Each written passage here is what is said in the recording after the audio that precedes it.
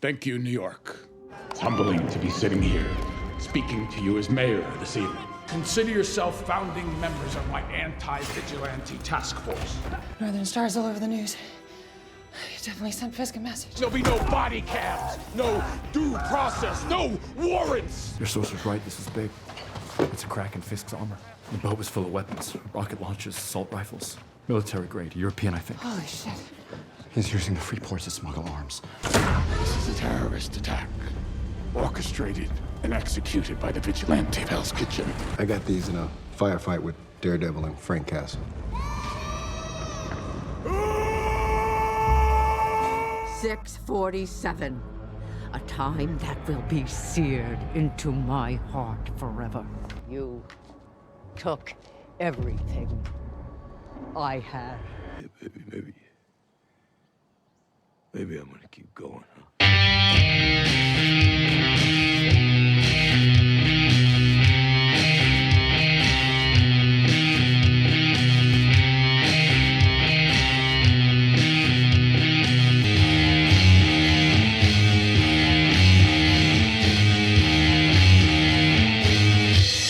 Welcome to another episode of Cinema Sleuths. I'm Luke Deckard. And I'm Matthew Booth. And this week, we are looking at Daredevil, Born Again, Season 2, and Punisher, One Last Kill, as we get ready for the release of Spider-Man Brand New Day, which features Frank Castle, the Punisher. Yeah. Interesting. I'm looking forward to seeing what they do with him. Yeah. Well, we thought it'd be fun to like just take a moment and because previously back in our Mean Streets days, we did a look back at Daredevil Born Again Season 1, and with Season 2 out, I've been itching to sort of talk about it, and we thought, you know what, because it was hard to talk about it around the time that both Punisher and Daredevil released, but we thought, with Punisher turning up in Spider-Man, we can do it now. Why not? Why not? We can look back. It's all connected. Let's dive into it. Let's talk Daredevil Born Again. Matt, what do you remember kind of where we left off when we talked about Born Again the last time? Sort of what our general feelings were. Yeah, I remember talking a lot about the sort of patchwork quilt quality of it. You know, because to say it had a troubled production, I think is understating it a little bit. And I remember us talking about the climax of the cliffhanger of it, and not being quite sort of being quite excited by it, but not really sort of blown away by it. I seem to remember. Yes, yeah. Well, it pulls heavily from the comic Mayor Fisk. Yeah. Which is a very, very good comic. I really liked it. That comic storyline came out in like 2017, which was a very blatant reaction to the recent Trump administration that had the first administration that had seeped its way into democracy and started to dismantle democracy. Kind of, what they were doing with Fisk in that comic, and obviously in the first season of Born Again was all about that. Now, what was really cool about the end of that comic was that the team that Daredevil assembles, it's like every street level hero. It's Jessica Jones, it's Spider-Man, it's Iron Fist, it's Luke Cage. There's a really fantastic panel of them all kind of together, ready to like be like, all right, we're gonna together. Yeah. We're going to fucking sort some shit out now. And that's what you want a band of superheroes to do in it. You do. Sort shit out. Yes. Now, so I really enjoyed the conclusion of Season 1 of Born Again. And I liked that it was aiming for that sort of, that kind of that panel shot from the comic of everyone joining together to take on Fisk. But there was a moment of like, this would have been such a great moment if you had Jessica Jones back, if you had Kristen Ritter back, if you got Luke Cage back, if you had the ability to do it, that would have been great. But this is probably a good time to actually talk about people. A lot of people probably know it, but some might not. But as you said, it was a complicated production because from what I understand and what I've read and what I've heard in interviews with Charlie Cox and Vincent D'Onofrio, etc., is that Marvel, thought, oh, hey, the rights reverted back from Netflix to Marvel, so they were going to take over these characters and take over these shows again. And they were sort of like, we want to do like a procedural, episodic sort of lawyer show, and we thought we'd use Daredevil and bring Charlie Cox back, and he had a cameo in Spider-Man No Way Home. No Way Home. Yeah. Which was a good little scene, but but there was this sort of like, we were going to reimagine it. There was talk about how this wasn't going to continue the Netflix series. It was going to be set in the proper, quote unquote, proper MCU, and that these Charlie Cox and Vincent D'Onofrio would be playing variants of these characters, variants being the big multiverse bullshit that they've been doing at that time. And they had a couple of they hired a couple of showrunners. They hired a couple of head writers. They didn't have like a proper, I guess, show runner is my understanding. But they hired who was it? It was Matt Corman, I think, and Chris Ord. Yeah, they were hired as like the head writers, and it just something just wasn't clicking. Something wasn't clicking, and Charlie Cox was like, "This isn't working." Yeah. And I gotta be honest, both Charlie Cox and Vincent D'Onofrio kind of went to Marvel where they were like, this is not what our show was about. This is just not it was kind of cutesy-fied, and I think we picked up on that in the bank heist episode. The bank heist episode was fucking awful. Yeah, dreadful. Properly stupid. It pulled me out so much from the show. The kind of goofiness, the jokiness, it was just like oof. Yeah, it was a real tonal shift. Massive. Even from everything that had gone before in that season, but certainly from the Netflix era. Yeah. It was a total dud, and I think we went to town on it a little bit. I seem to remember. We did. Justifiably. It was a pretty crazy kind of slap in the face, but it gives you a really good idea of what it would have been like with that iteration, and it would have been closer to I guess She-Hulk, really, which I wasn't a big fan of. And this is nothing against the actors or anything like that. It's just it is genuinely the writing of that show was dog shit. And what I don't understand about She-Hulk, my quick tirade, is that you hired writers who didn't know how to write courtroom dramas or courtroom comedies. I don't care if it's a comedy, make it a comedy. It's fine. No, I don't care if it's a comedy. But you need to have a courtroom comedy, not just goofy She-Hulk goofy shit that doesn't do courtroom stuff, even though she's meant to be a lawyer doing courtroom lawyer stuff. I don't think She-Hulk. I mean, I didn't survive many episodes, and I use the word survive properly, but I don't think it knew what it wanted to be. It didn't.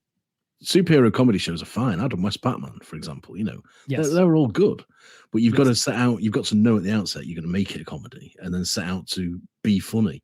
And I didn't find it funny at all. No. But yeah, you're right. If it carried on in this vein with Daredevil, it would have been just as crass as I think She-Hulk is.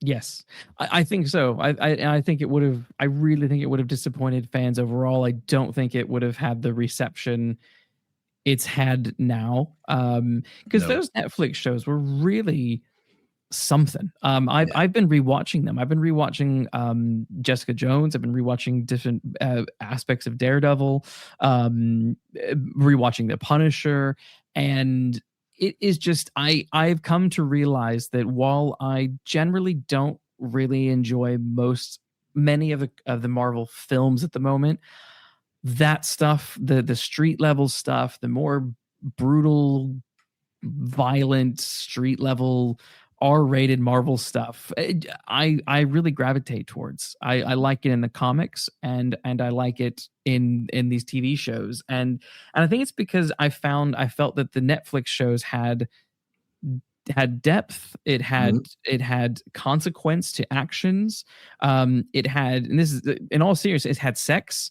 Like there was genuine like romance and people getting off and that being a complication. Whereas like in the Marvel films, like who gives a fuck about Tony Stark and Pepper Potts? Who gives a fuck about Bruce Banner and Betty? Who gives a shit about, like they try to act like Captain America and Agent Carter.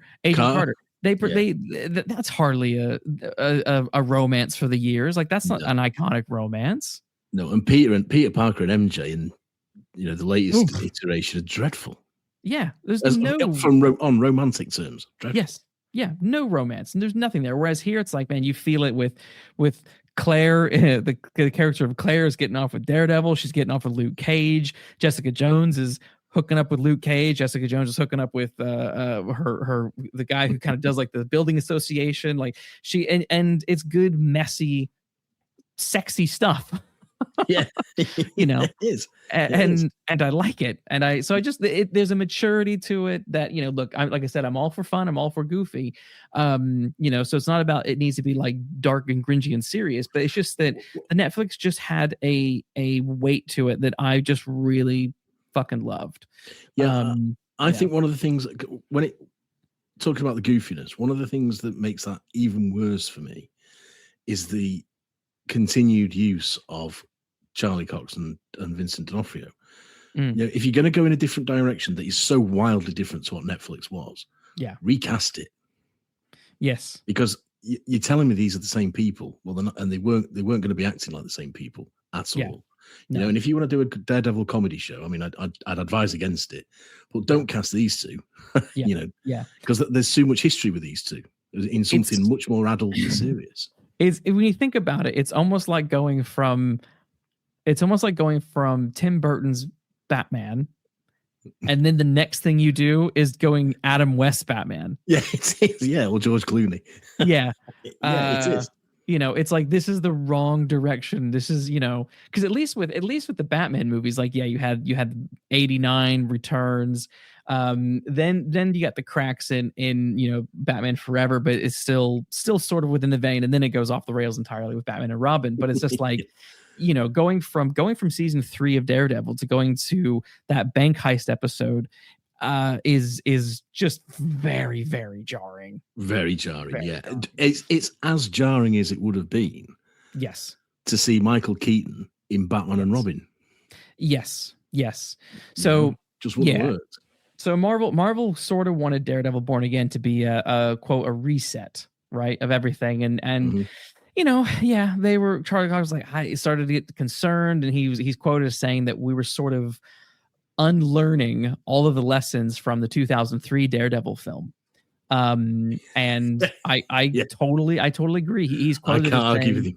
No, he's quoted as saying the character really does work best in a serialized platform, but also when it's darker and grittier, and there's less tongue-in-cheek levity. And I 100% agree. I mean, behind me are a stack of Daredevil comics, and they're all dark and gritty. And see, I love Daredevil because he's basically he's kind of Batman. He's basically a hard-boiled private eye. He just has a superpower, but he's a dark, gritty guy walking the mean streets of Hell's Kitchen, dealing with scum, dealing with crime, dealing with corruption, and fighting the system. Yeah. He's a noir protagonist. There's no doubt about that. Fighting the system. In the same way that Batman is, but he's grittier than Batman to me because he hasn't got all the arsenal. He's not got the arsenal. Batman is much more, I don't know, protected, I suppose. Yeah. Daredevil is what I imagine a bit like Rorschach in The Watchmen. If somebody really did go out and be a vigilante on the mean streets of Hell's Kitchen or wherever you want to say, they'd have to be like this.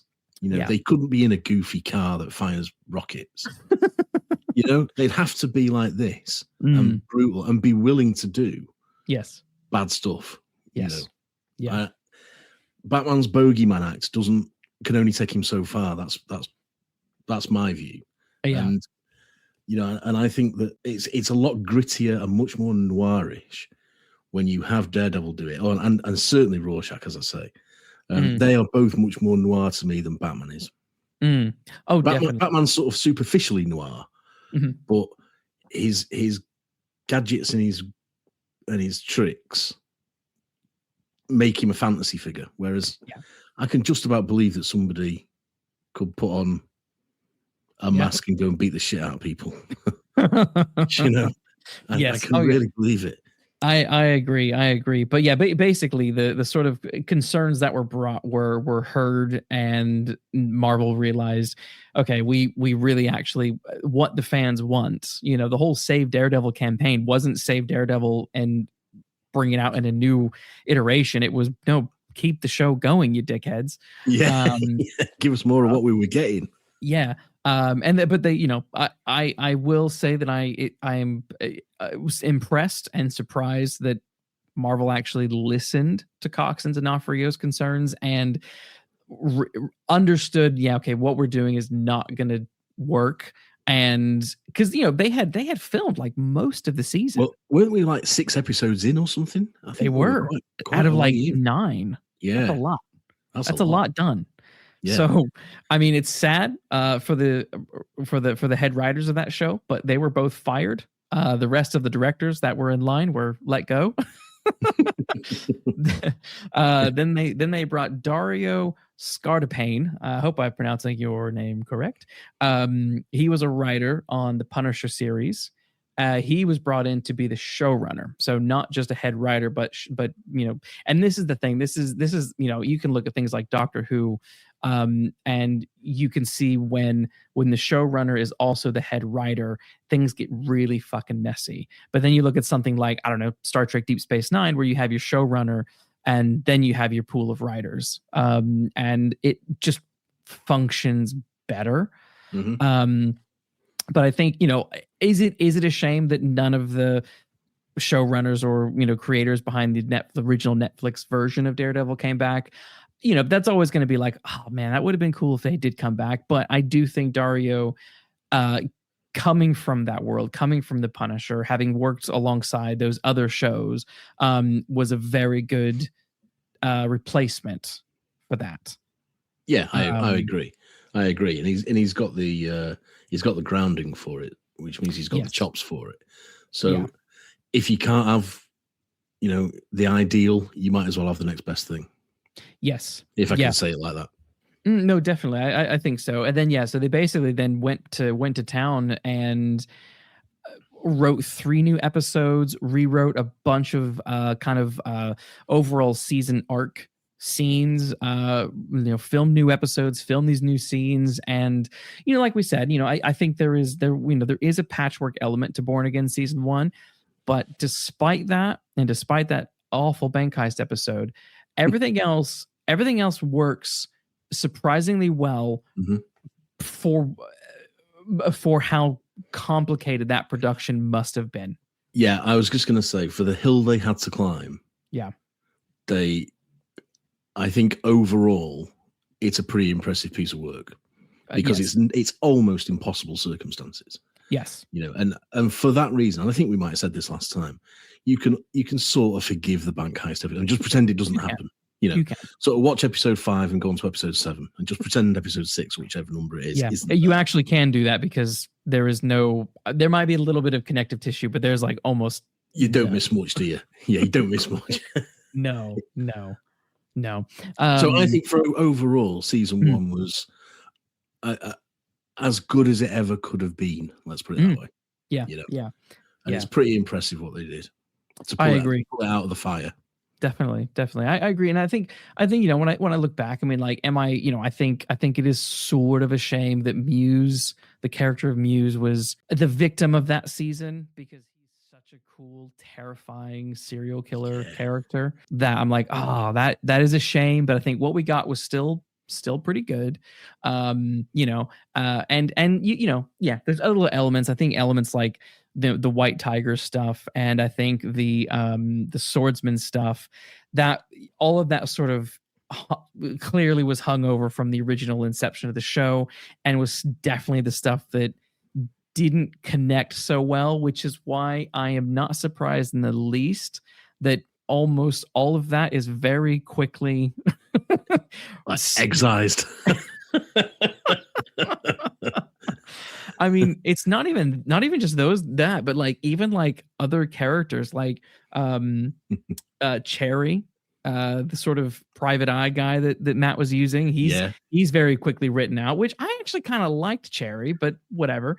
He was written out. There's a lady cop who was in scenes in the background in season 1 who was clearly meant to be like a main character who has just been relegated to like, I just turn up in scenes every once in a while and have nothing to say. That's right. Even Kirsten McDuffie, his Matt's I don't know, lawyer partner lady. Well, partner in the firm. You know, she was. I was like, we're halfway through the season. I told my wife, I was like, where the hell is McDuffie? They really excised everybody. And then McDuffie does turn up in the last couple of episodes. But I was like, aside from all the people around Fisk, all of the quote unquote good guy people characters are not around really. They're gone. Yeah. You know, and you've got to make tough choices. You've got to, if the overall thing is going to work, you've got to make tough choices. You do. And there wasn't space for them in the previous version. There wasn't space for them really in this. So it really makes sense. Something that that Dario mentioned was that he, from the very beginning, he actually wanted Jessica Jones back in this. And I think sort of wanted everyone to get back if possible. I mean, the Punisher aspects of the first season of Born Again, I thought were really good. Those Punisher episodes were just brutal, and I liked the tension between them. I liked bringing Bullseye back was a last minute thing as well. And I think, thank God they did that, because I was seeing interviews with, what's his name? Wilson? Oh, God, Wilson Bethel? Wilson Bethel. I was reading interviews of him and he was just like, he's like, I thought I was done. He's like, they started filming and they hadn't called, and I thought, that's it. I'm not going to be Bullseye. And he's like, I was waiting to be recast. But with the revamp of the creative overhaul, they brought him back, and like, what a joy he has been, both in season 1 and in season 2. Yeah, really good. Like, damn. Really impressive. Really impressive stuff. Yeah. But yeah, so yeah, just Jessica Jones, the Jessica Jones aspect of it, you know, he wanted her back, but again, you got the problem of scheduling, and you know, she does come back in Born Again season 2. Good morning, sunshine. Jessica. And I don't know what your take is on the return of Jessica Jones. I loved every tiny scene that we had with her. I really wish we had more. Mm-hmm. But I understand that this was a scheduling thing. You know, we could only get her for X amount, so they do the most they can with what little they had. Fisk is going to kill the governor. That's what Charles suggested, very strongly. You believe him? This guy was working with Fisk until about a minute ago. I don't believe a word that asshole says, but in this case, yeah, it does track. Yeah, and again, I mean, I accept that for what it is. Yeah. But what they get out of her and what they do with her in the short space of time they have is really good, you know. Yes. And I'd rather have a little bit of a really good thing than none of it at all. I agree. You know, I agree. Yeah. Because there's something to be said for leaving your audience wanting a little bit more. Yes. It's not always a bad thing. So it's a shame she's not in it more. Yeah, I think every time she appears, she sort of raises everything. You know, and she's like a real like bolt of electricity through whatever part of the story is being told. It suddenly takes on a different charge when she appears. Yeah, like when she walks through the courtroom. We'll come on to it. When she walks through the courtroom, you just think, oh, absolutely, you know, a full for you all over again, sort of thing. Oh my God, I know, right? This is one of those like weird sort of like, it's kind of a criticism, but also kind of not. It's like, I'm just glad that she's there. I would have wanted more, but I'm just glad that she's there, because what she does when she is there, I do really enjoy it. And I hope that season 3 is able to utilize her and the rest of the Defenders in a more sort of fleshed out way. And the hope is that, you know, all of this from you know the Born Again season 1 through to season 2, often moving to season 3, that enough time has passed that they've been able to sort of get the pieces together to make this to make their inclusion feel, worth, really paid off, basically, really paid off. That is my hope. The first episode was awesome. That the Northern Star, the sinking of that ship, Daredevil getting on that ship, that epic fight through the interiors of the boat. Oh my God. I love his like quick thinking when he's listening and he can hear that they're going to sink the ship and what am I going to do? And I love the quick thinking of grabbing that guy's watch, putting it in the waterproof container. And that way he knows that sound. He's in it. I see it's stuff like that. That's like, look, yes, he's blind. Yes, this is a superpower aspect, but also this is also like PI kind of stuff. This is quick thinking, crime fiction, detective kind of. It is. This is like Holmesian deduction. This is sort of. Yes, he's a superpower and he's superhuman in that he's got superpowers, but they never seem to be sort of. I don't know what the word is. Not mocked, but never sort of. Goofy or overdone, or it's very subtly done as if it's sort of saying, we know this might be a bit fanciful, but we'll deal with it in such a way that you buy every second of it. And by doing things like that and making it more his wits as opposed to the superpower saving him, that sort of, not really explained that very well, but it's like a subtly done superpower, because really he's a very clever man as well. Yes. And he's used it rather than the power being the star of the sequence. It's his intelligence in using that power. That power complements his intelligence already. That's what I wanted to say. Yes. Got there in the end. And, no, I totally agree. And I just love the way they deal with this fanciful aspect of it, because it is fanciful. The way they deal with it is so intelligent and doesn't poke fun at it or talk down to the audience, because you're already invested in this man who's living on his wits. That's what matters to me. You can buy all the stupid Holmesian deductions that happen because you know that he's just a clever man who lives by his wits. I'll have that. I'll take that any day of the week. It's a much more adult way of dealing with it.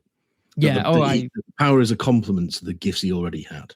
Yeah, totally. The other thing I love that they very, very quickly got to the point of that is Karen and Matt are together. Yeah. There was so much up and downness in the Netflix series about whether they were, getting together, not getting together, and then when season 1 comes out and initially Karen and Foggy weren't meant to be in it at all, which is just insane to me. Yeah, it is to me. Why was that thought to be a good idea or even a way to go, however fleetingly? It baffles me. Truly baffles me. Yeah. It really does. But so I'm glad that they were like, there was no fucking about. It was like, all right, these two are together. They're in this together, and they're going to stay together. There's questions about whether people felt that, Matt and Dr. Heather Glenn, whether they really had a spark. I think I kind of bought their romance a little bit. Matt clearly has a type. It is hot and crazy, and man after my own heart. Move on. Yeah, move on. But at the same time, I think the real problem is with people maybe not buying their relationship was that it was also made complicated by the clunkiness of the rewrites of the show. So it wasn't able to be as deeply explored than probably what we probably would have liked or would have been justified, but enough of it was there to sort of be like, yeah, I buy it enough, but I really want him back with Karen, and like thank God that they're just like, bam. yeah. I buy it enough is a sort of recurring motif for me in season 1 for sure. Yeah, in season 1. Okay, I'll go along with it. there's just enough to make me go along with it. I mean, there was also an element of needing to kind of tie up loose ends of season 1. Like they did have to tie up the swordsman stuff, which I think they did in the most interesting way possible. You know, just it was done pretty quickly, and I liked the, you know, I liked the idea, you know, I like the idea, but you know, the sort of commentary on the anti-vigilante task force and ICE is very, very obvious. You know, what is, you know, they're putting people in cages. There's no due process or, you know, anything like that. You know, it's just sort of, you know, they're not being subtle, and that is intentional. It doesn't, you don't necessarily need to be subtle with that. No. Which I appreciate, but you know, honestly, it's sort of there from the very beginning. I mean, something I quite like about the distinction between Daredevil and Daredevil Born Again is the intros. And the original intro for the show is everything is just like dripping in blood. Right. Everything is it's you know, everything is just coated in it, and it has a very disturbing quality to it. This one, I love that it's all of these, it's the statues represent just democracy crumbling and falling apart. Yeah. Like literally, like Lady Justice is literally cracking and dismantling, and the Murdoch, Nelson and Page plaque is, you know, bursts into rubble. Everything is just, and but then I love the fact that from this, and this is all quite symbolic, is what the show is about. From the crumbling of democracy rises Daredevil, you know, to set things right. You know, and I think that's a really interesting sort of thematic approach to your show. You know, you know, because this is what this has been about. You know, Fisk becoming mayor. You know, everyone's like, oh, this is.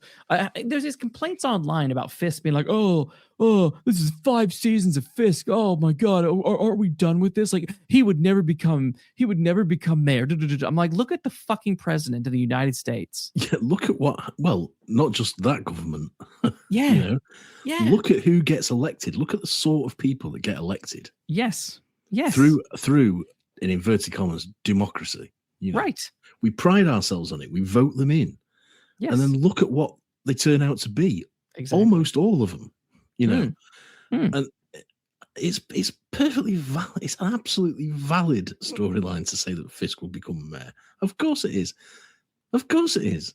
There's a famous sort of mantra about crime writing that if you want to know what a society was like in a particular time, read the crime novels of that period.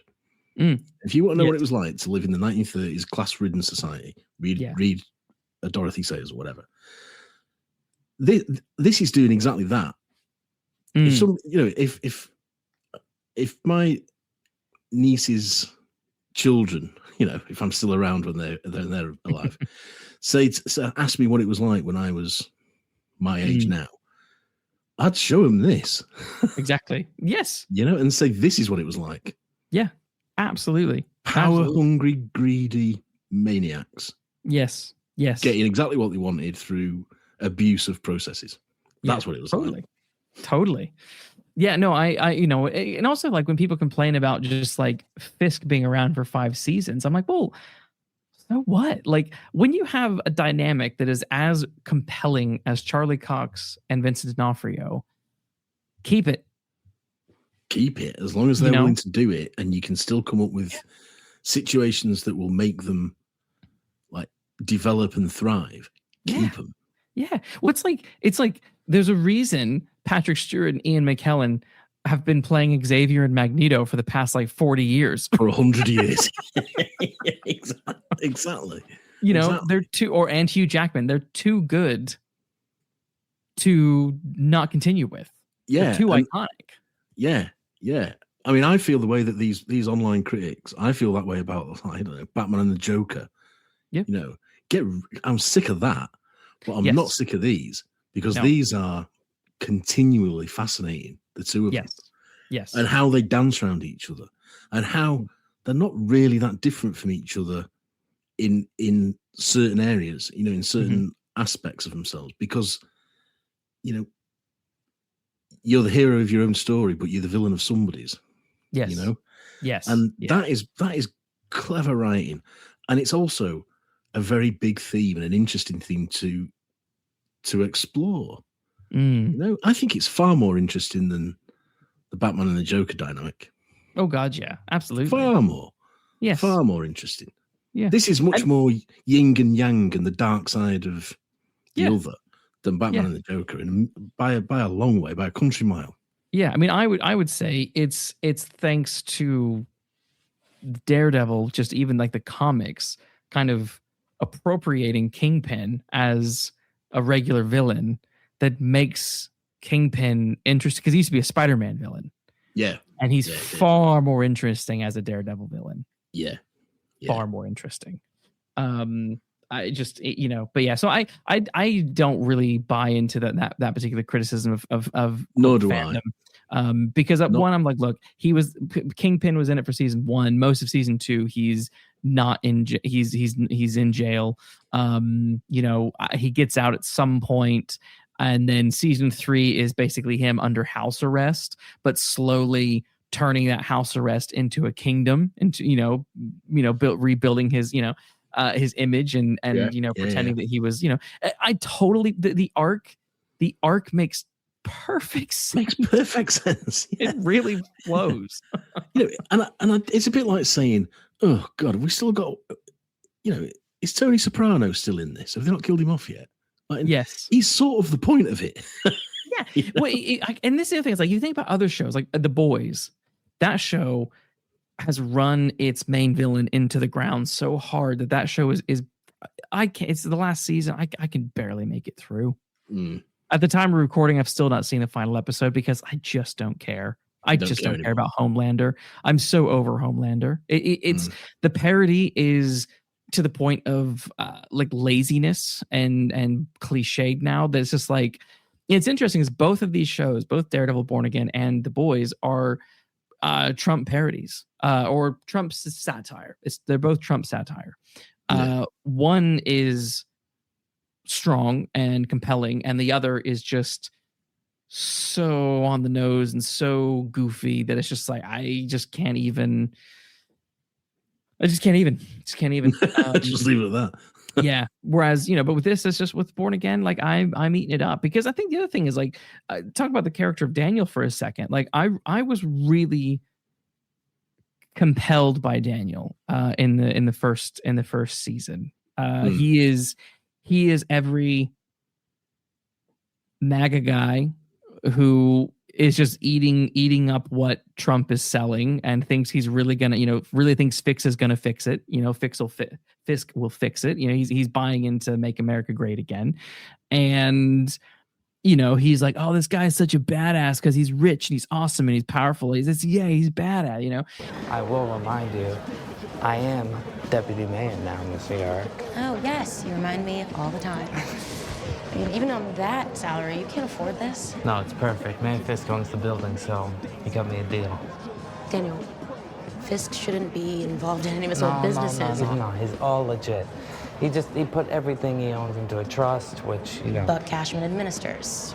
Look, Daniel, you have to be careful. And, and I think he has one of the most interesting character arcs of Born Again. I think he gets, when he gets pushed to that particular limit, when he realizes, when he's taken on that car journey with Buck. And he thinks he's gonna get offed. And then what you realize is Fisk is really testing him now, and they've got a dead body in the back, and you're gonna chop that body up, you're gonna bury it because this is what Fisk wants. Then it's like, you've been warned, Daniel. You've been warned time and time again, and now you've gotten to this point, and there is no redemption for you, sir. No, absolutely. Absolutely. And there's also that chilling scene where there's just him and Fisk. And he sort of talks himself out of a bit of bother, because Fisk has learned about the like the videos, the anti-Fisk videos. Yeah. And so careful to say the word Fisk. And you know, he says you're deputy mayor for communications, whatever it is. He says, and he says, you know, you should have been on this. You should have known about this. And he talks his way out of that, Daniel. Yeah. And then there's just that chilling bit where he asks him 2 questions: "Is do you know who's behind it?" I think he says, and then is there anyone in this office you want to protect? And I was like screaming at the screen, say you. Yes. You know, and he goes you, and then there's just that good answer. You know, you think, my God, that is terrifying. That is terrifying. And you can see in Daniel's eyes then that he's starting to question his life choices a little bit, you know. Oh, definitely. And he's perfect for that sort of young person, a young idealistic person who thinks, regardless of what side of the political fence you're on, who thinks that when there's been a long-running government in power, they think that that's all there is. And then when they're promised change and they vote for it and they don't get it, they're the first to sort of say, to complain and say, well, this isn't what they said they'd do. You know, and the older people say, welcome to the real world. You know, and I mean, that's just the young learning, I suppose. But Daniel's a perfect example of it, like a personification of it. He is. That sort of idealism that is soon corrupted. Yeah. And or at least later reveals itself for what it always has been in some cases. Yeah. And I think that's a really powerful, like you say, a really powerful character arc. That could have been a series in itself. Totally. Oh, it's absolutely. I agree. I mean, I don't know about you, but I was shocked when they killed him off. Yeah, me too.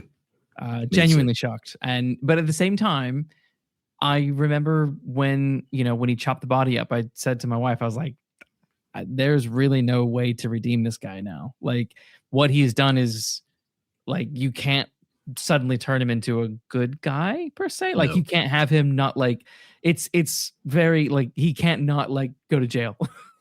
No, he'd either have to go to jail and accept his punishment, or he'd have to get worse.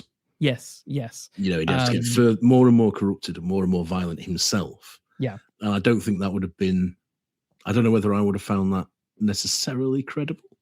I agree.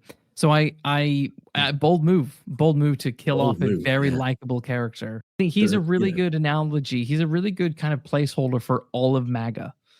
Like he is the dope who bought who bought the snake oil, and who is drinking the Kool-Aid, and at some point it's going to bite you, and at some point you're going to realize, fuck, what have I done? For most of you, it's going to be too late. Yeah, for most people, it's too late. Yeah, I mean, that's the human tragedy, isn't it? You don't value things when you've got them, and you only learn the lesson too late. Yes, we got to talk about Vanessa. That was, I mean, there was some serious. There was like Game of Thrones level of shocking deaths. Yeah.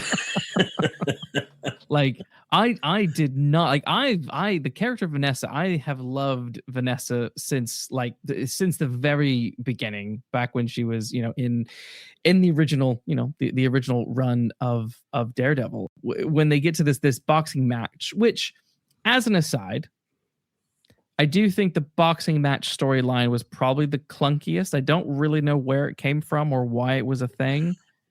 Yeah, I agree. I'm glad you said that, because I was gonna ask you about that, because I suddenly thought, why am I watching this? Yes, this boxing match. I don't know. I mean, I enjoyed the violence. Don't get me wrong, and yes, and I thought it was very well shot. But I did think, I think part of me thought, would Fisk be in this situation? Yeah, I don't know. I really don't know. But I think what I love about it is what I do enjoy about it rather is that it's just how bold Vanessa Fisk is. She's not gonna, she puts herself in harm's way, and it, obviously comes back to bite her. But like I said, I've got a bit of a thing for her. I think she's so gorgeous, and I'm like, I mean, she definitely makes the boxing match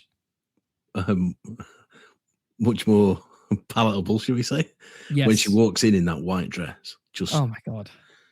you know, and for once, I sort of look at Fisk and say, yeah, I get it. I get it, man. You know? Yeah. Yes. Well, it's fun because you have like Daredevil who's hooking up with Elektra and Heather Glenn and these, you know, gorgeous women who are just absolutely, you know, bonkers, and you know, but you're like, you know, I hey, I get it. Yeah. Absolutely. But they're femme fatales. Elektra's a femme fatale. Heather Glenn is a femme fatale. Vanessa Fisk is, in this iteration, is sort of femme fatale-esque. You know, they're kind of fulfilling that particular angle. But I genuinely, I was, you know, when that episode ends and that piece of glass is stuck in her head, I was like, holy shit. Yeah, and then wow. when she recovers in the next episode, like, oh, okay, right, they're not going to kill her. And then that was a really good fake out episode. Really good. Yeah, it got me. It absolutely got me. Yeah. And you think, oh my God. I mean, it's tragic for the death of a villain. It's tragic. It is. But she had another. Just the way that the writing shows how powerful she's become. In just a couple of lines, you know, and there's one in particular where she's talking to it's the judge, I think, or the DA or something, and she says, I can't get behind the mayor.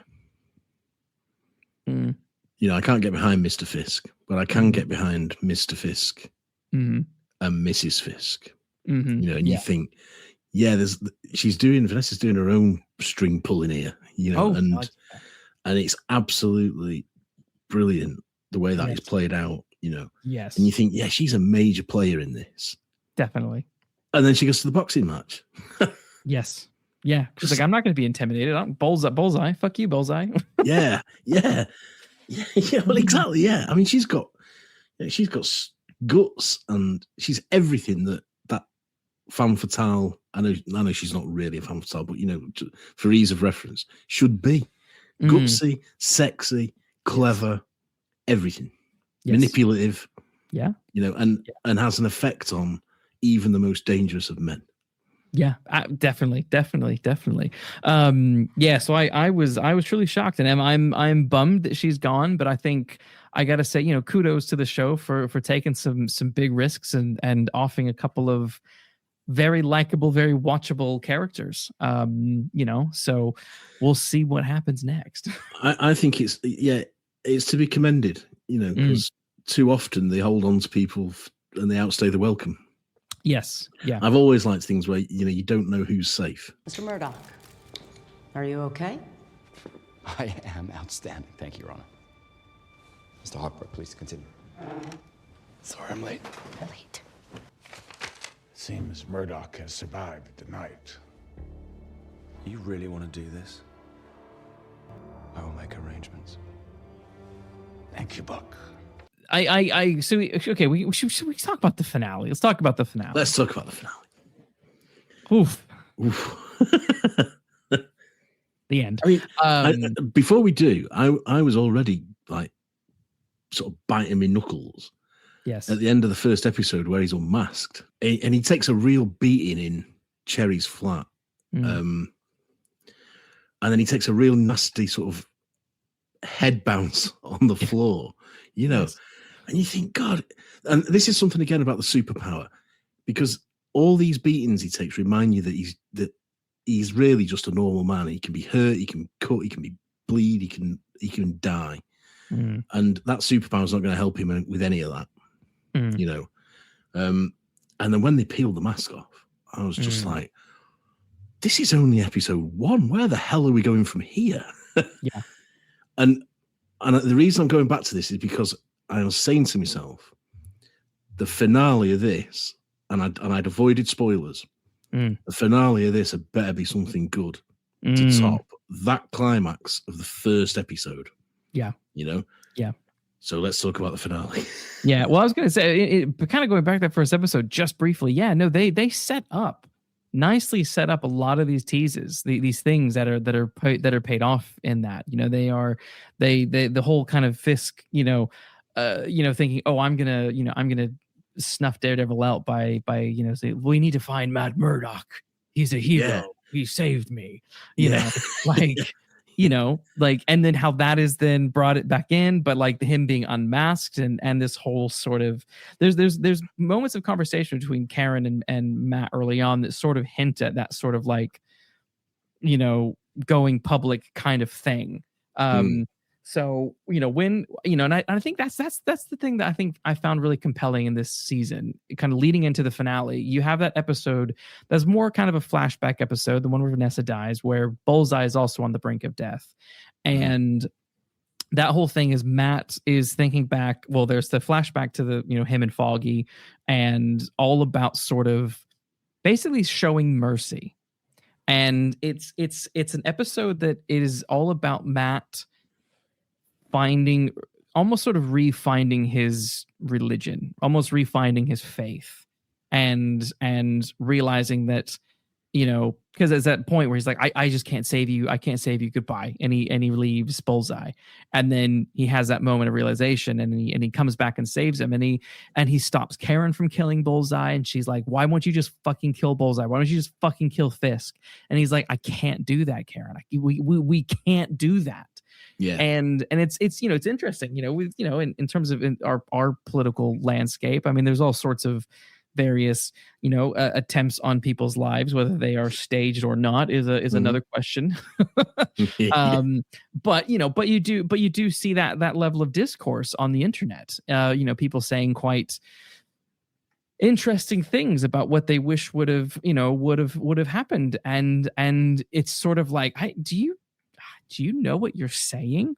Yeah. Oh, you know, and you know, you might say it for shock value or whatever, but like, you know, I really admired Matt's journey in this season about being so dogged about mercy and not killing. And, you know, I think that goes a long way, particularly when we get to this finale. So we'll circle back to the mercy and the grace theme of this.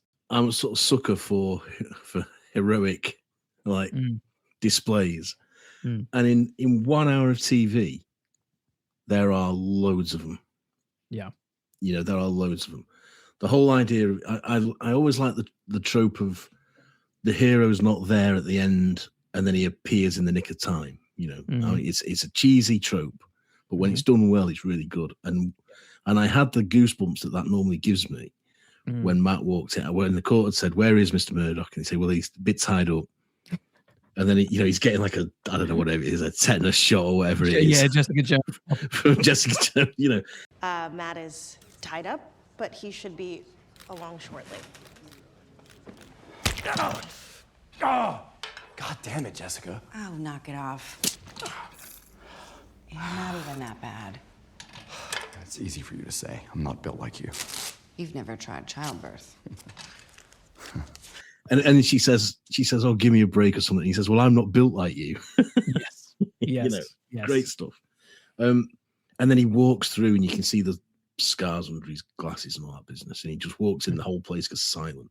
And I thought, come on, then, you know, let's get this shit out in the open. Yeah. You know? And I was really sitting forward in my chair, rooting for him. You know? Oh, I was too. And that's preceded by her walking in, Jessica Jones walking in and looking at the anti-vigilante squad and just giving them one of the best screen sneers I have seen in a long time, as if to say, "You lot are done." You know? Yes. And then I loved the interplay between the two from when he's cross-examining Fisk. Mr. Mayor, through evidence, testimony, and your own statements, we have determined that Daredevil was on the Northern Star, correct? It's safe to say. So, if only we could ask him what he witnessed that night. I welcome going down this road with you, Mr. Murdoch. As do I. Is it safe to say you don't really like Daredevil? Safe to say, yes. But what if the people of New York disagree with you, sir? What if the public actually think that Daredevil is a hero?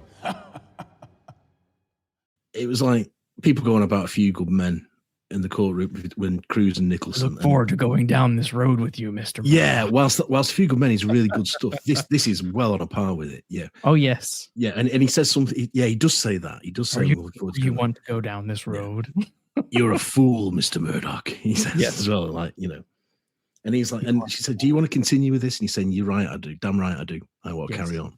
Yes. And you can see, I paused it and I said to my wife, I think he's about to do something tremendously heroic. And I think I know what it is. And if it isn't, I am going to be so disappointed. Yes. Yes. And lo and behold, he does it. You are a fool. No, I'm not. I am Daredevil. Yes. So I was very unsure how they were going to nail Fisk. I was like, they need to nail Fisk somehow. And I had sort of kind of forgotten about that one key thing, and that is there is a witness who was on the Northern Star, who is in that courtroom. Oh, shit. I kept thinking, what's outstanding? Well, we've never been able to pin Ben Urich's death on Fisk. Maybe that's what BB is going to be able to help Matt do, and that will be the thing that finally nails Fisk. You know, they pin him for the murder of Ben Urich, and bada bing, bada boom. And then, but then BB also was sort of one of the characters that is also mostly written out. I found it funny. I found it funny that they have just a little bit of the BB report in the very first 2 episodes, and then that just gets cut right out. It just sort of disappeared, doesn't it? Yeah. Which I think that was something that I really hated about the original first season. I didn't like any of the BB report stuff. I thought it was stupid. I'm glad that they've cut that. And her guerrilla reporting was a bit more. I liked that a bit more, but it still sort of was like, it still felt sort of tacked on. Like we need her to do something, so we're just gonna give her this now. But anyway, whatever. So I was like, what are they gonna do? But then I was like, oh my god! And like, I mean, literally, like Karen sitting there, like, what is he doing? Oh my god, you know. And he's just like, I am Daredevil, and I'm just like, I mean, I was like mouth gaped, like I couldn't believe it either. I was like, they've done it. And I said, again, I turned to my wife and I said, this is what I wanted him to do. This is exactly what he needs to do. It's brilliant stuff, this. Yes. And because before that, he'd maneuvered the prosecuting counsel, the defense counsel. And I think what I also loved about this whole charade is that this was a mock, you know, this was a mockery anyway. This wasn't a real, you know, Karen was the one who was being, you know, this was Karen's trial. Yeah. and I loved how it went from this is all about trying to prove whether Karen is a criminal or a vigilante to he then pivots this whole situation and manipulates Fisk because he knows Fisk is just far too arrogant. Yeah. To knock and putting him on the stand instantly changes this whole thing. And now he is actually he's in the stand, but he is on trial. Yeah. And this is, I mean, I wrote a thing like, you know, you read it from on my Substack. I wrote this whole thing that season 2 of Daredevil puts Trump on trial. And this is sort of there's a wish fulfillment aspect of this in many ways where this is what you want to happen. You want to see this motherfucker get put on trial and get done for his crimes, get done for being a piece of shit and hopefully get locked away. That's what you want. And I like that Born Again went so far with this to sort of give you that kind of catharsis. Yeah. Well, you know, going back to showing some of my, you know, future relatives, asking what it was like to live in my time. And I show them this, but I would have to say the only problem was we didn't have Daredevil. We didn't have Daredevil. Exactly. And what a goosebump moment that is for me when I'm saying it out loud. Exactly. And here's there's people like, oh my God, I saw a complaint. Oh, why did he should have revealed himself. And I'm like, no, I think it's perfect because you know what? Like before he was protecting his friends. He was protecting his business. All of that is gone now. Yeah. You know, he doesn't need to protect any of that stuff. He doesn't need to protect himself now. But what does the city still need? And who will still be out there? Fucking Daredevil. Yeah, It exactly. doesn't matter that people know who he is. No. They know that he's out there. And there's another important thing that struck me from a sort of story perspective. We've had however many series of them trying to beat each other with violence. Yes. What is superb about this to me is that he beats him with words, intelligence, and the law. Yes. Even better, it's in a court that Fisk created. Yes. Well, yes. You're in this charlatan court. And this is kind of, we go back to the theme of like the actual opening of the titles. This is all about restoring democracy, all about restoring what justice means, and justice being blind and all that kind of stuff, right? And then going that far to sort of take this mock court and use it against these charlatans who have taken over the system and hold them accountable via it was really, really something. And I also gotta say, I love that scene of the crowd outside in the shape of Daredevil. Mm-hmm. Did you notice that? Yeah, I did. I thought that was fucking awesome. I also thought what was very interesting is that there is an element of a slight reversal of January 6th. You have this rageful crowd outside wanting to burst in, wanting to rip down the system, wanting to, pull Fisk out and wring his neck. And they eventually get let in. And what a scene when they're like trying to get Fisk to take a deal, and he's like, open the door. This is the best offer you are going to get. Open that door! There are lives at stake. Take the deal! Open it! Open that door! And then he just goes fucking nuts. Yeah, and it's really, really badly nuts. It's insane. I loved it though. And you sort of you contrast that with the mob coming for him. But Daredevil saying, "We are better than this." This is what I love about Daredevil. But like bring it back to what you were saying about the conversation aspect, the words of it. Instead of, when you think about like season 1 and also the comics, like what is Jack Murdoch's big thing? Don't use your fists, Maddie. Don't use your fists. You need to use your fucking brain. Don't be a fighter. What then his whole life is basically all about using his fists essentially. He doesn't listen to his dad.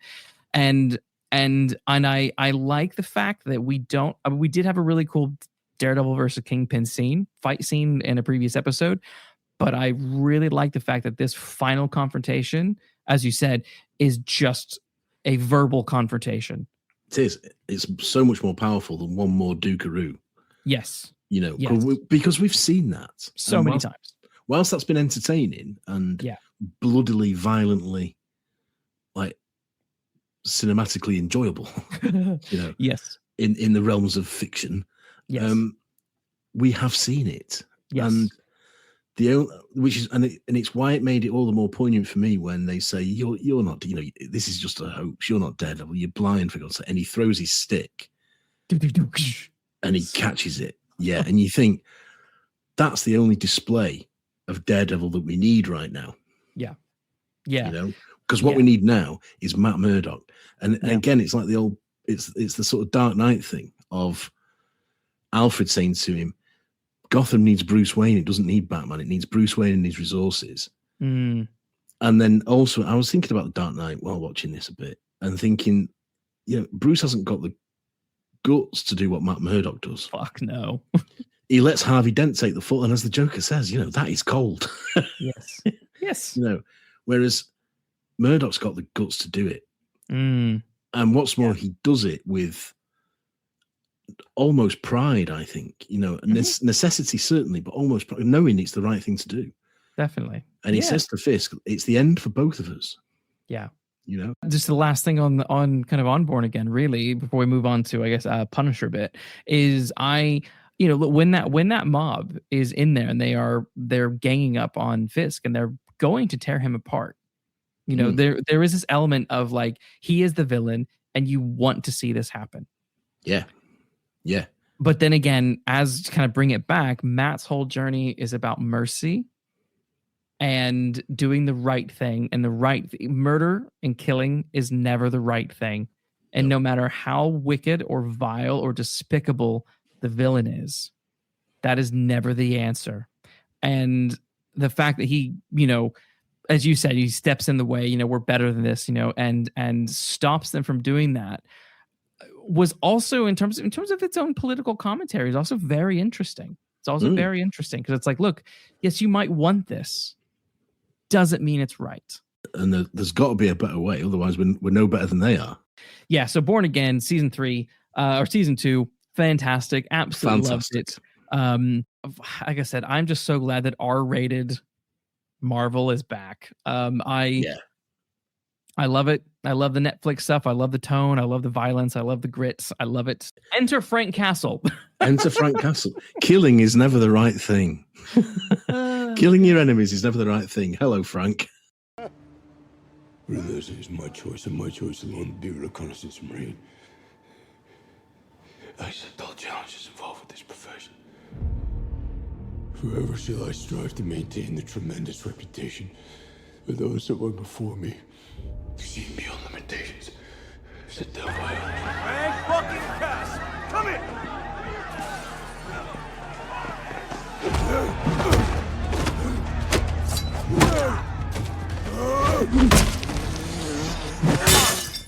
I was glad that we had something else. I was glad that at the end of this we had something else. I'm glad that Punisher was right around the corner after that finale, because I just thought, I'm not ready to be done with this. Like, I have been eating up Daredevil, with season 2, going back and rewatching stuff, listening to the score almost nonstop. My score competition has been either listening to Sinners or Daredevil. that has been my playlist for the past, however many weeks. Can't criticize either choice.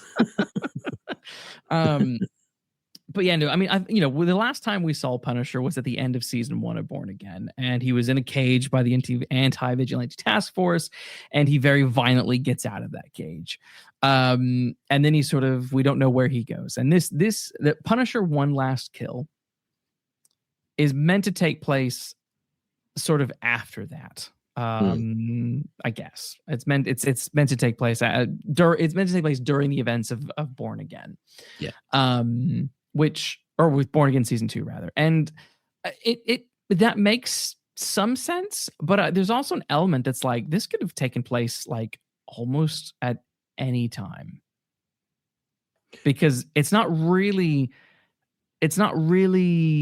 like explicit about when it is per se.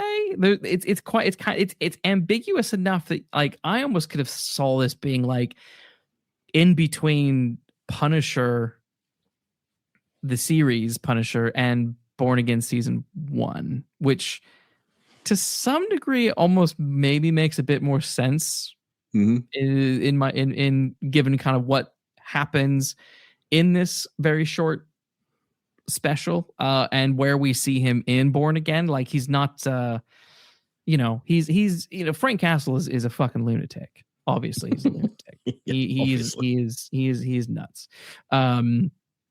But the level of unhinged that we were getting in this was I didn't take him to be that unhinged in Born Again season 1. Like, he's unhinged, but he's not necessarily like suicidal unhinged, which he is in One Last Kill.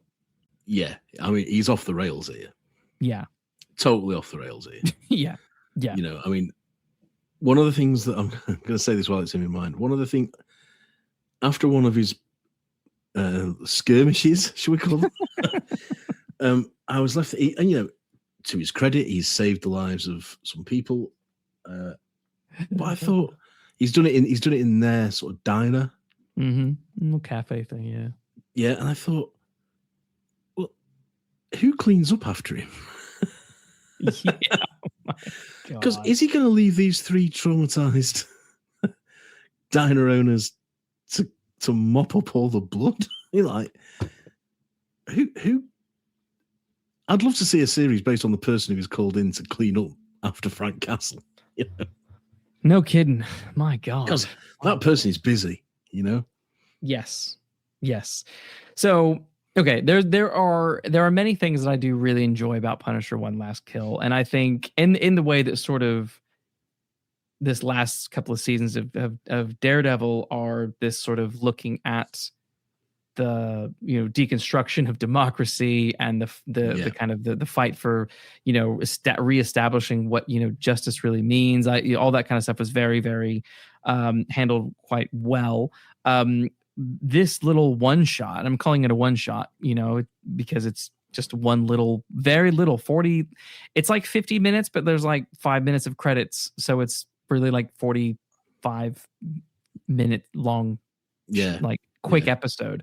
But it's it dives very deep into PTSD, into grief, into mental health problems, not just like PTSD mental health, but just the way the system is failing people with mental. There's that scene in the cafe where there's the guy who's he's clearly got some mental health issues, and the diner guy's like, oh, he's okay, then makes the guy leave.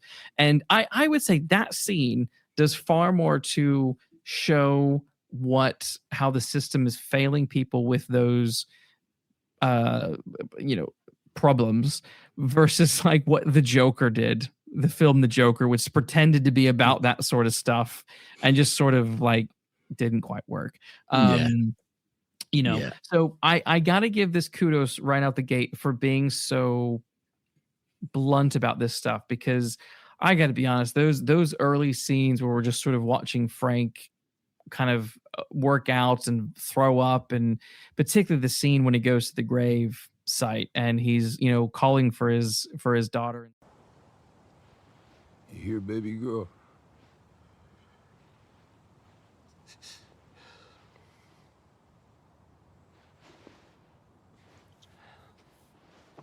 You're so far away from me.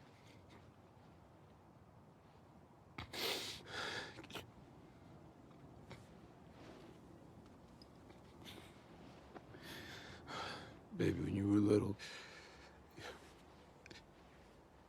you couldn't sleep. I tickled your arm for you. 3 strokes, baby, you were out. That was it. I told you I'd never quit. I told you I'd never give up on you.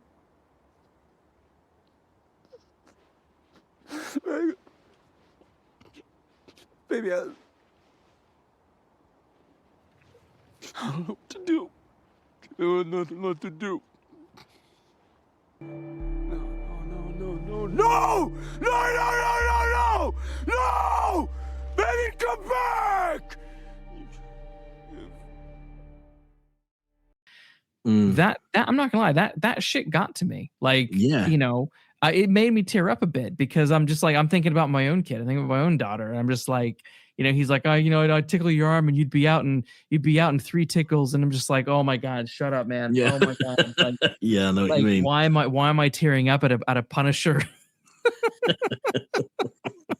Punisher was one shot show, because but I was really quite moved by that opening probably 15-20 minutes, because it's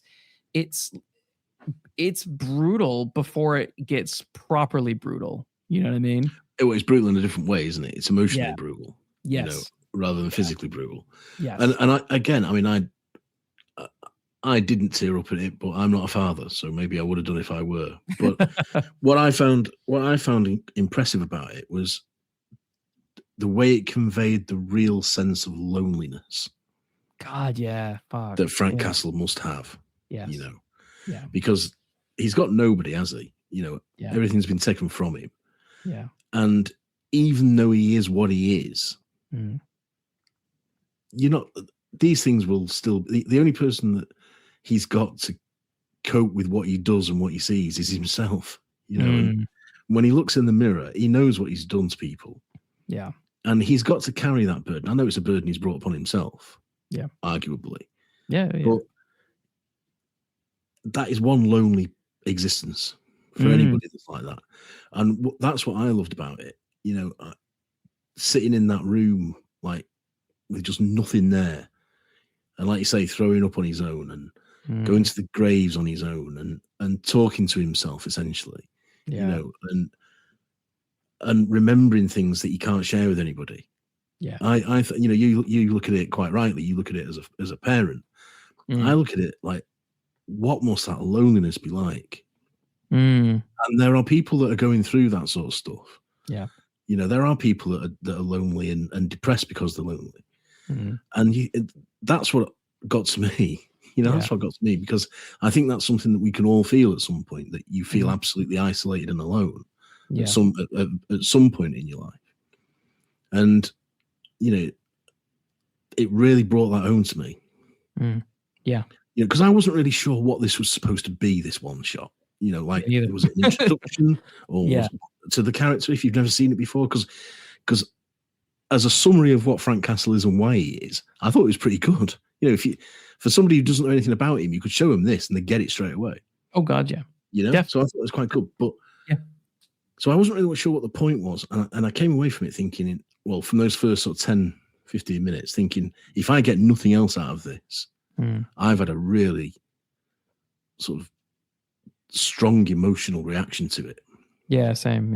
Yeah. You know, and I think that's to its credit. It really is to its credit, because I was not expecting that.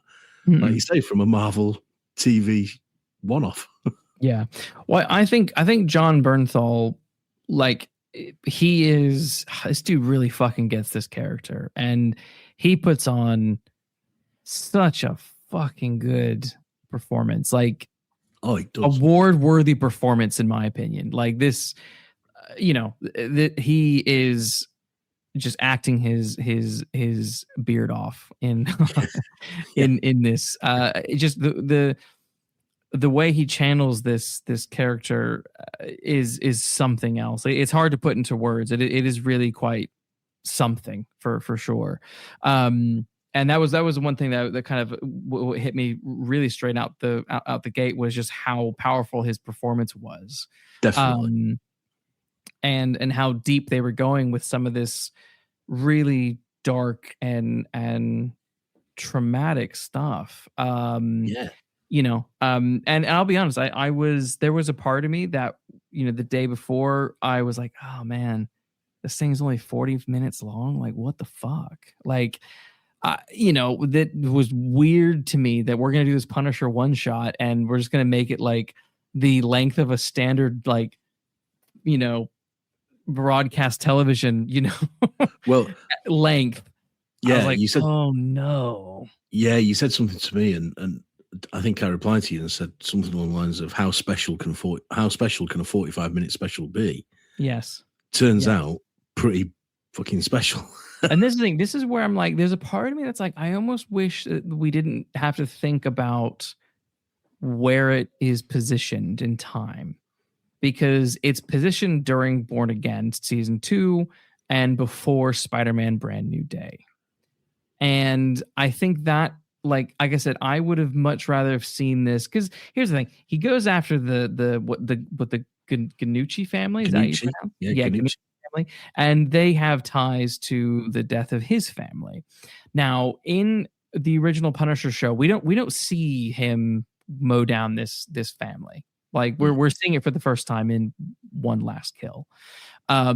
So as you said, yeah, this is one of those weird sort of, like, if you don't know the Punisher story, here's a 45-minute reintroduction, you know, to him, where you can watch this first, then go back and watch Born Again, or go back and watch the original Daredevil series that introduces him. But if you don't have time for that, like, this 40-minute thing accomplishes all of that. And in many ways, it's going to sound like pretentious dickheadery, but like, this almost plays like an art house film.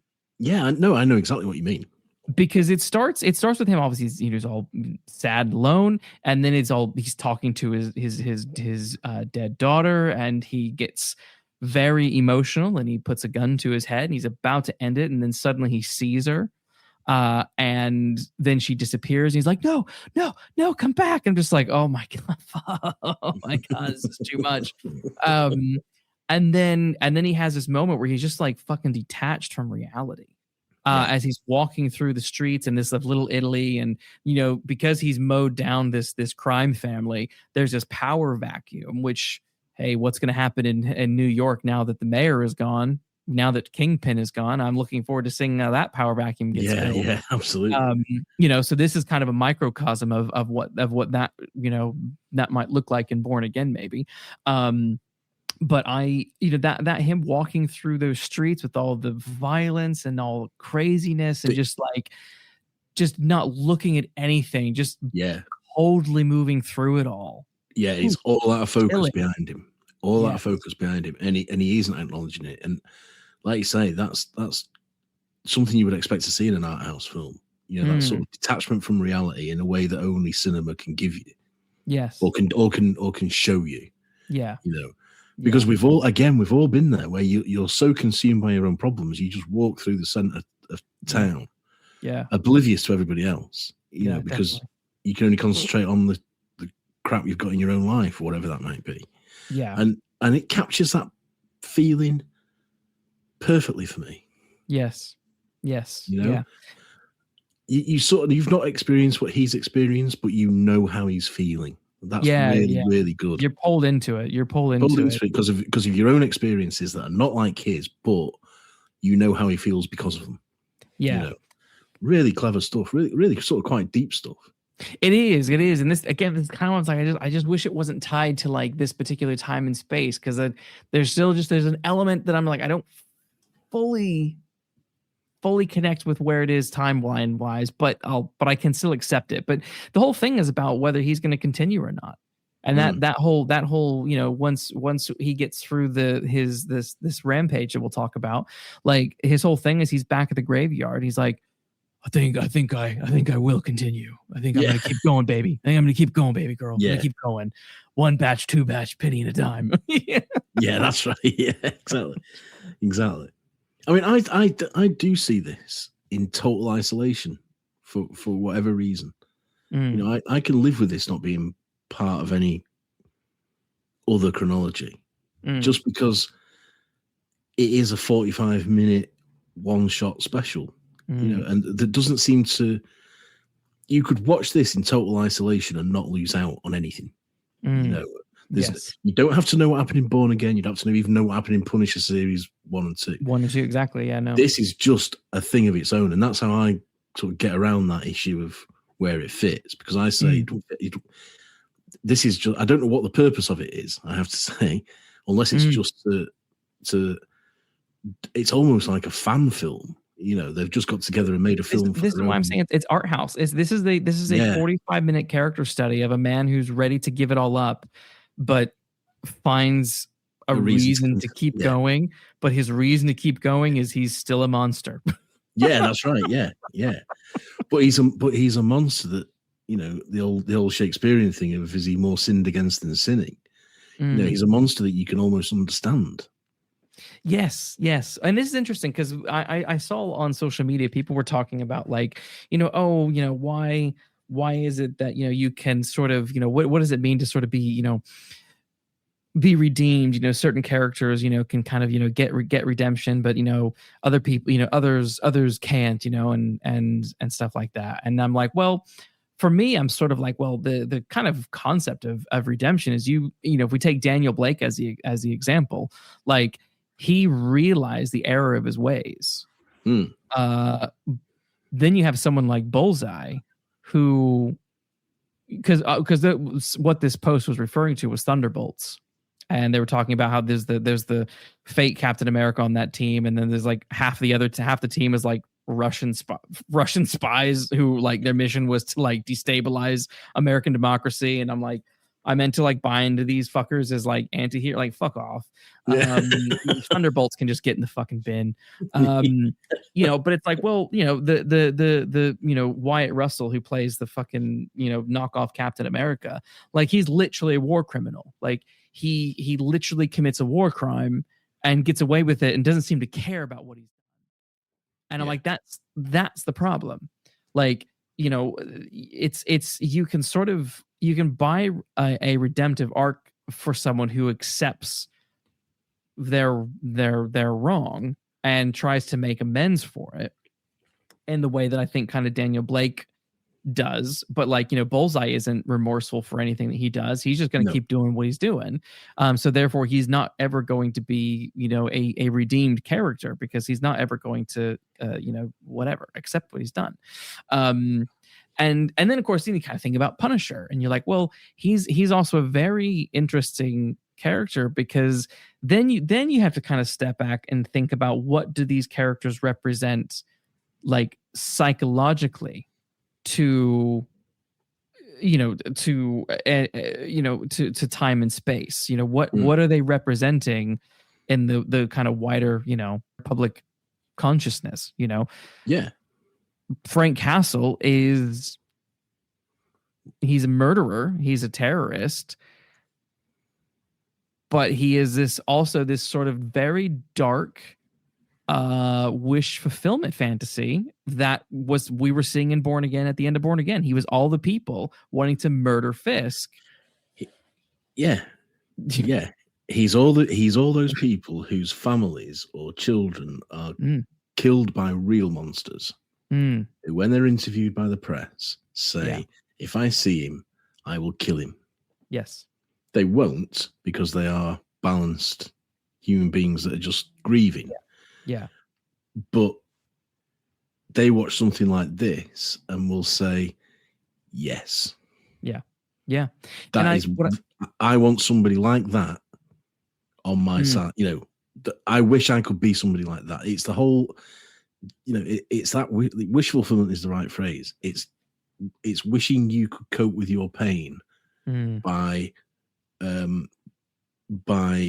doing what Castle does, in total retribution and revenge, but without the real life consequences that will follow. You can watch a comic book character do it.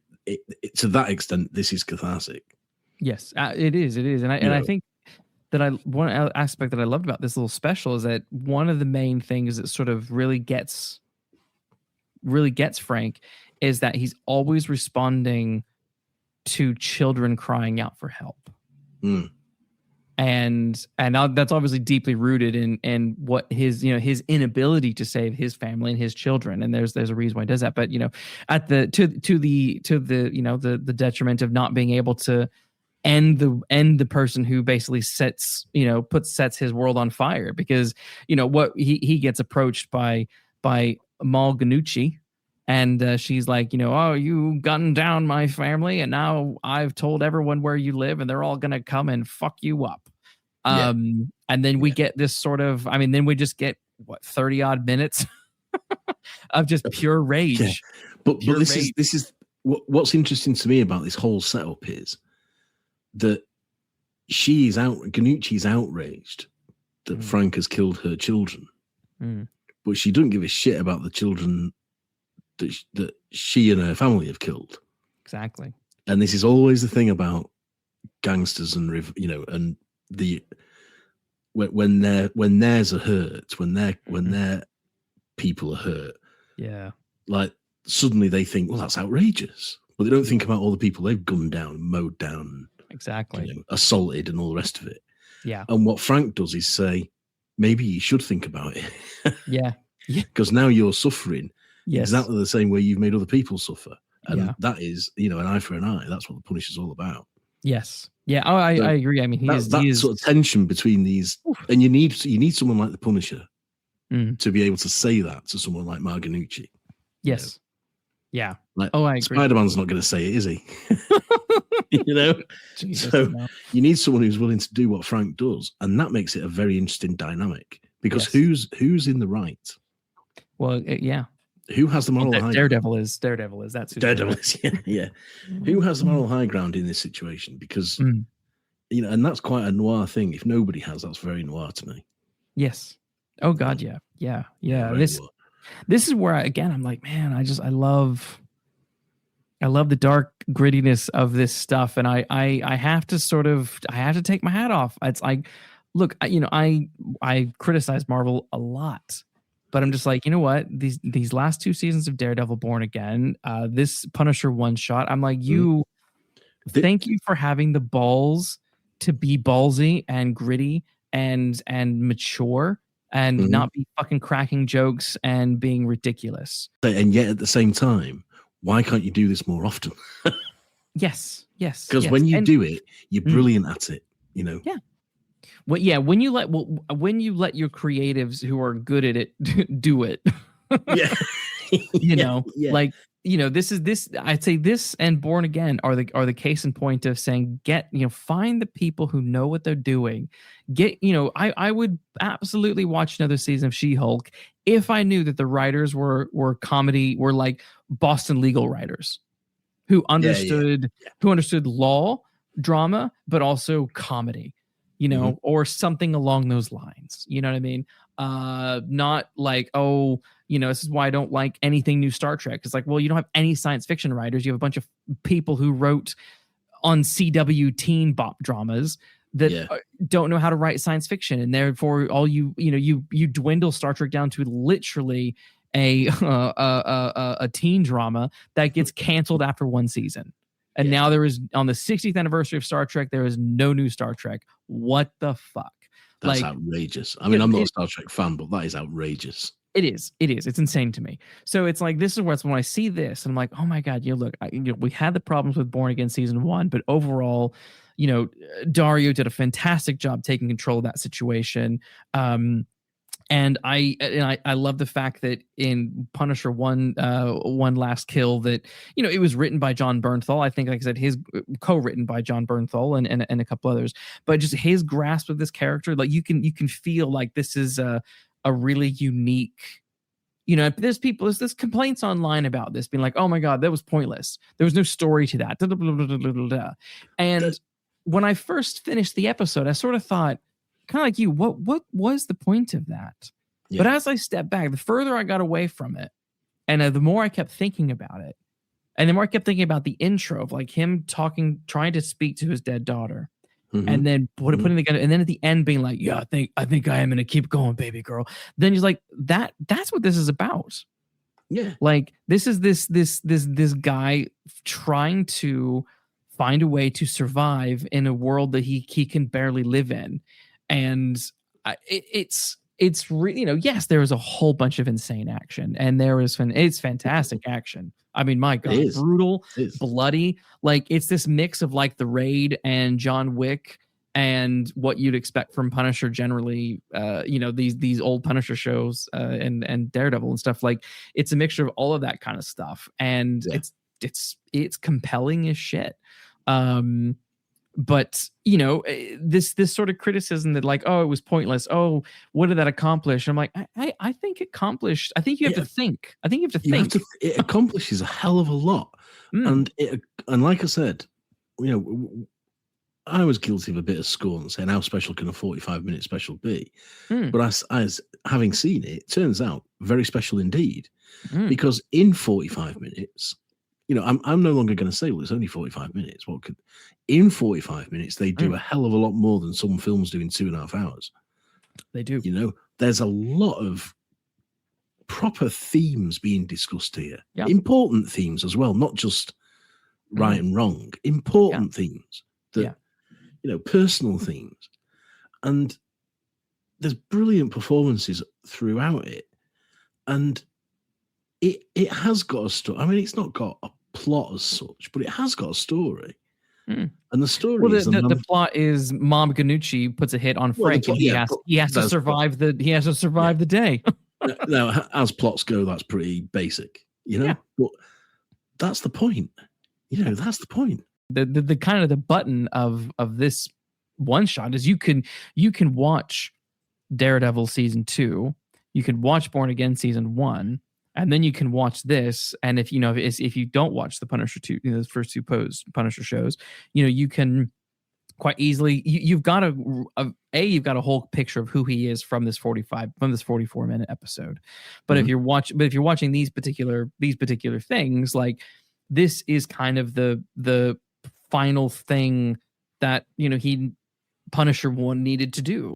I mean, people say, what was the point of it? I don't ask what the point of it was. The point of it is very obvious. The point of it is very obvious.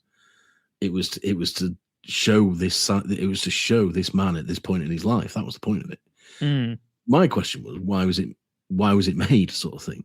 Because why did it not just form, I don't know, the pilot of a new series or the pilot of the first series? Well, I hope we get more. I hope we get more Punisher stuff. I hope this So continues do I. some way. So do I. It seems to me that the people online are asking the wrong questions. I think that's the point I'm sort of getting to. So we did put some questions out on the old socials to see what people thought and share their thoughts with us. So I'll read some of those. I always post them on my old TikTok. So I asked, what were your thoughts on this? Punisher and a little bit Born Again, but we got some Punisher stuff and some Daredevil stuff. One comment on Punisher was that one commenter, I won't say their handle because I don't know if they want me to or not, but he writes, anyway, whatever. He says, I can't lie. I'm babbling on about uselessness at the moment. Anyway, one user says, I can't lie. I feel like John Bernthal, for his performance as Punisher alone, should be considered one of the best actors today. There were certain scenes of this special where I genuinely couldn't believe what I was watching. I need to see him in more, to be honest. And I don't disagree with that at all. Like I said, his performance was a powerhouse. Like it was fucking insane. Like, so the tragedy, the grief, the PTSD, what he was doing, I'm not kidding when I say this is like award-worthy performance. Certainly is. And the bit at the end when he's got that sort of like spindly, sinewy thug from up against a lamppost, who has stolen that shop owner. Stole the guy's hat and killed his dog in the John Wick. Kills his dog. His dog. Yeah. There's a really good couple of close-ups of Frank when he says, "Take that thing off your maggot head." Take that. I like that, the use of maggot. Maggot, yeah. Maggot. Yeah, absolutely. We know what we're doing, and I love it. We know what we're doing, don't we? And in those close-ups, his eyes and what's going on behind his eyes, and God knows how he does it, is it's still carrying the story of the last 44 minutes. Yes. Yes. He's acting the screen off in that. A lot of people will say he's just staring at him, but he isn't. If you know anything about screen acting, he is working his ass off on that. Obviously, Spider-Man is about to come out in a few weeks or in a week's time. I can't remember. This episode we're kind of mid-July, so it's coming out quite soon. There's a couple things. Obviously, Punisher is coming back. He's going to turn up in Spider-Man, Brand New Day. And I got to be honest, once having seen this, where he's like, we have these scenes of like Frank Castle like literally on fire, charging into a room, ripping people apart, slitting people's throats, and then it's just going to be interesting to see him suddenly in a Spider-Man movie doing Spider-Man. Yeah. I don't know. What are they going to do with him? He obviously cannot be anywhere near as violent, but this is why, like, there's the Man Spider storyline, and in the animated series is one of the best storylines of the animated series, in which Spider-Man grows his 6 arms and turns into a man spider, and Punisher is all about hunting him down to like kill him, ends up saving him, and it's all hunky dory. And I was like, oh, that would be so badass to like, that would be a good thing to do. He's going to go kill this monster that's, haunting New York, and it's Spider-Man doing man spider stuff. That sounds awesome. I don't think we're going to fully get that in Brand New Day. I don't think that's what's going to happen, but we'll see. We'll see. I don't know. Also, how much is he really going to be in it? Who knows? But I hope they don't waste him.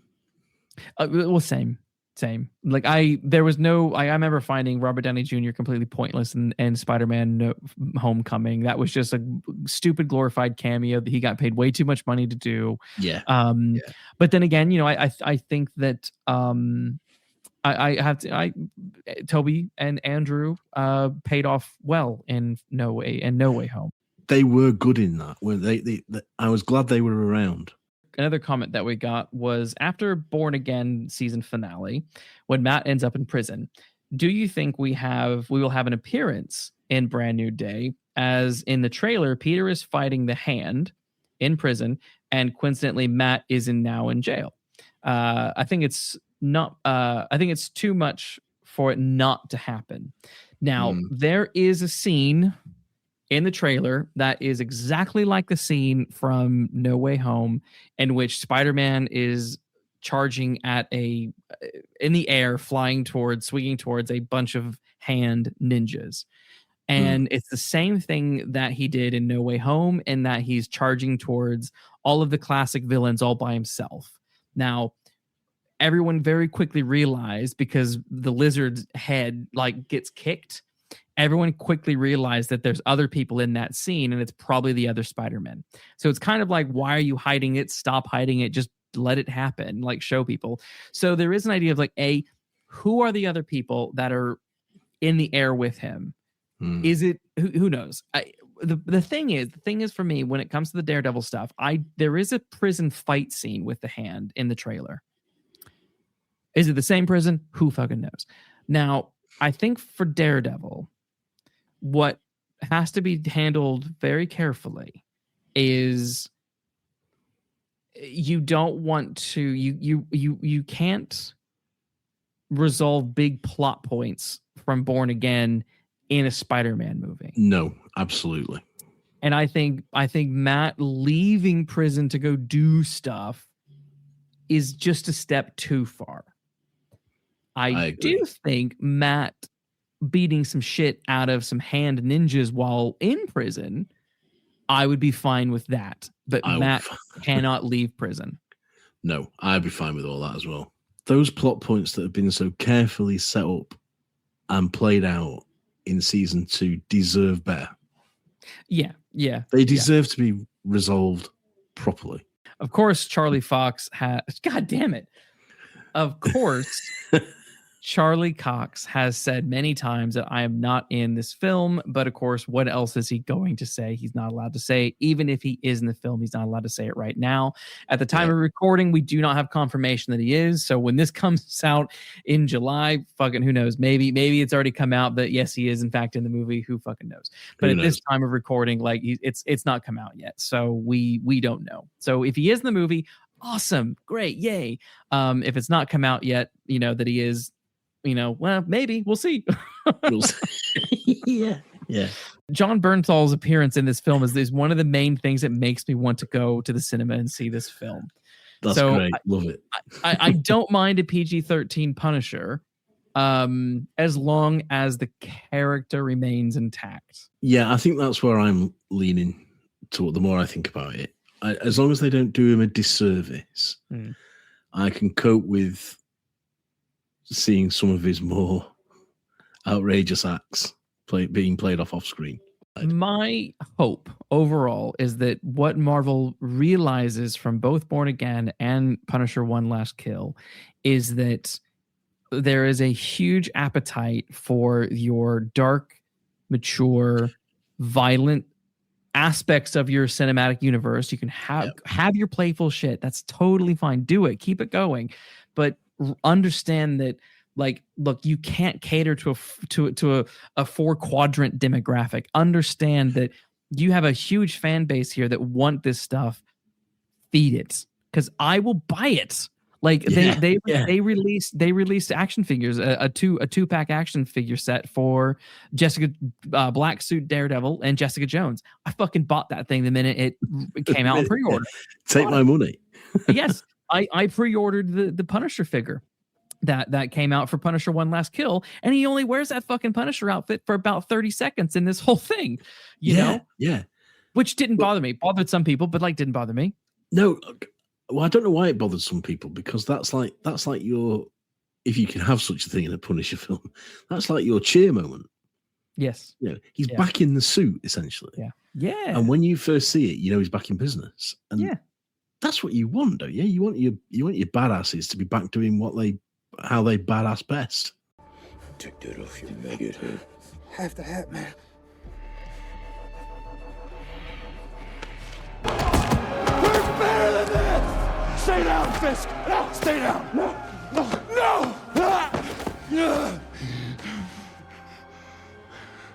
Listen to me. It's over. It's over for both of us.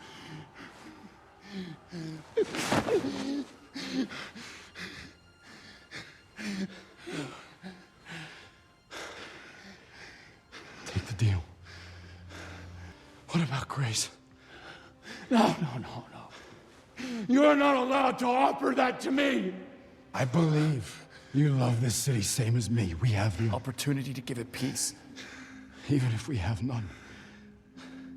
That's Grace. Hey, everybody. We're back with a little addendum to this episode on Daredevil Born Again and Punisher One Last Kill. Matt, we recorded that initial episode right after One Last Kill came out. So that was a few months ago now. And we're in the lead up to Spider-Man. That's coming out in a short amount of time. But since we recorded it now, there have been a lot of, updates on the future of Born Again, which we sort of talked about. We sort of talked about kind of, what our expectations are for season 3 and all that kind of stuff. But there's stuff that we can confirm. So we thought, why don't we just, in the lead up to Spider-Man Brand New Day that has the Punisher in it, that has the Hand in it, why don't we just talk a little bit more about kind of the revelations that have come to pass? Yeah, absolutely. Because so we're not going to spend a lot of time on this, guys. It's just going to be a nice little kind of extra few minutes of chatting Daredevil from a future position, which with knowledge that we obviously didn't have when we recorded initially. But one thing I do want to say, I think when we were recording initially, there was all this kind of speculation, ambiguity about where One Last Kill fits into the picture of things, and it suddenly clocked with me where it fits in. And at the beginning of season 1 of Born Again, Punisher Frank is all disheveled. He's got long hair. He's all kind of a bit scatty. The very first episode, there's something like that when he pops up, or whatever episode it is that he pops up when Daredevil goes looking for basically wants to get permission to go kill somebody, but realizes what he's done. He's all disheveled and messy in that, and then when he comes back at the end of the season, in the very last episode, he's all shaved. And his hair, and he looks just like what he looks like more or less at the end of One Last Kill. So basically, One Last Kill takes place between that episode and the final episode, because during that time, there's all of these riots and stuff that are happening in the background. Yeah. Which explains why there's all this chaos going on around him at the time. Because my wife was like, why is there all this nonsense going on around? It's just insane. I'm like, yeah. At first I was like, is it his just the world that he lives in? Is is this just what he sees? But it's actually no. If you rewatch Born Again, there are talks of riots and mass chaos happening in the streets, and it's happening during that. It's not during Born Again season 2. It's happening in between Born Again episodes, whatever, and the last episode. Whatever episodes, that does make sense. Yeah, the whole clean shaven thing makes sense, doesn't it? Yeah, because since that recording and now I've rewatched season 1 of Born Again, and it's a very murky season. I still stand by the fact that it's a miracle it holds up as well as it does, because on repeat viewing, it's sort of the warts stand out just a little bit more. But obviously, Born Again season 2 is, as I've rewatched that as well, I stand by what I say. It's a great season. It fixes everything, and yeah. I think I stand by what we said last time, that it is a miracle that season 1 was able to do what it did. In the face of absolute adversity. Yes. You know what I want to do? I want to edit all of Born Again season 1 into a 2 or 3 hour movie. Yeah. Because I think of those 8 hours, there's probably only about 3 hours of actual plot that's relevant. That's yeah. I know what you mean. Yeah, and it'd be interesting to do, actually. It'd be interesting to do that. But I like you. I stand by what we said last time, that one had a terrible time and came out as best as good as you could ever hope for. Yes. But 2 was an absolute return to form. Definitely. So there's one less kill. But like I said, there's been things that have come to light. Yeah. Characters are officially returning. Now, I think it was just a little bit ambiguous whether the Defenders were coming back when we recorded. There might have been some leaked set photos maybe, but they're all back. We have, Luke Cage is back. Jessica Jones is back. Danny Rand of Rand Enterprises, whose parents were killed in a plane crash. He's back as well. I don't know if his little sidekick Colleen Wing is back, but if she is, that would be welcome as well, because she is the best thing about the Iron Fist series after the soundtrack. But the big one, and this is kind of what we're saying, why we wanted to do this leading up to Spider-Man, is because in the movie, in Spider-Man Brand New Day, there's scenes of Spider-Man inside of a jail fighting the Hand. The Hand obviously featured heavily in Daredevil season 2 and were the main villains in the Defenders.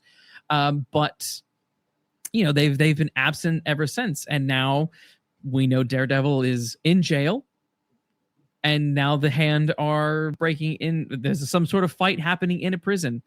Is this, we still don't know. We still don't know if Charlie Cox has a cameo in Spider-Man or not, but it's looking that way. But the big kind of connection between all this is Elektra has come back. And the last time we saw Elektra was at the end of Defenders, when the whole building collapsed on her and Daredevil, and we saw how he kind of got pulled through like a pipe and was pushed out into the river. But we never saw what happened to Elektra. And some people were like, oh, there's no way she's coming back for season 3. Fans are a little bit mixed on her. Some like her, some don't. I admit, when I first watched her in those initial, when the series was season 2 first came out, I wasn't a big fan. Having rewatched the show a few times, I've actually grown to really like Elektra. I think Elodie Young is not only just gorgeous, but I think she's a fantastic Elektra. Like, you're kind of like, you know what? Yeah, you're the kind of person, you're the kind of crazy that's like, you're not good for me, but like, I'm gonna go with it.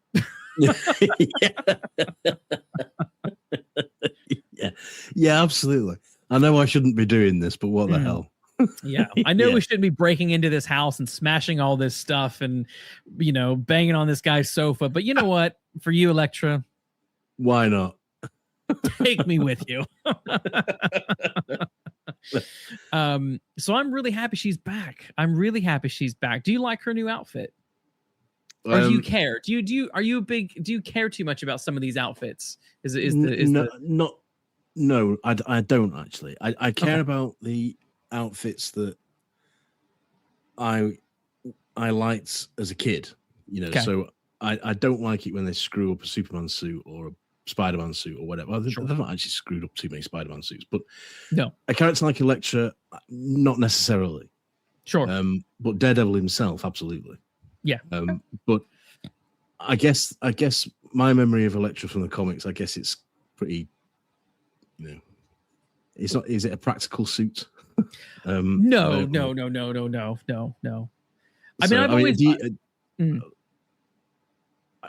I think it's probably.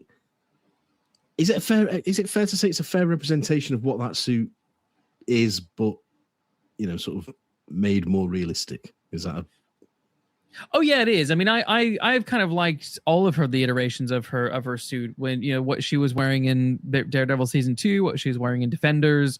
Defenders might be the best, might be my favorite, but I do like this as well. I like the sort of red going down the middle, but then the kind of the sides, and the legs, the pants and the sides or whatever are all kind of black, because we've also got our first look at Daredevil's new suit, which is interestingly the inverse of that. The black in the middle. Yeah, absolutely. And I'm loving the kind of like the evolution of what's happening with Daredevil's suit, because obviously in Born Again season 2, he's painted his suit all black. He's got the double red D's. As that series goes on, the suit takes a beating, and that red starts showing through again, which is fucking awesome. Yeah. But I like that this is still sort of predominantly black, because it kind of signifies that we are still in a dark place. Mm-hmm. I don't know if that's intentional or not, but that's kind of what I'm getting from that. I just think, I think it's a really good sort of I mean, first of all, it makes sense for him to be in black. I mean, let's face it. I know he's called Daredevil, but he's.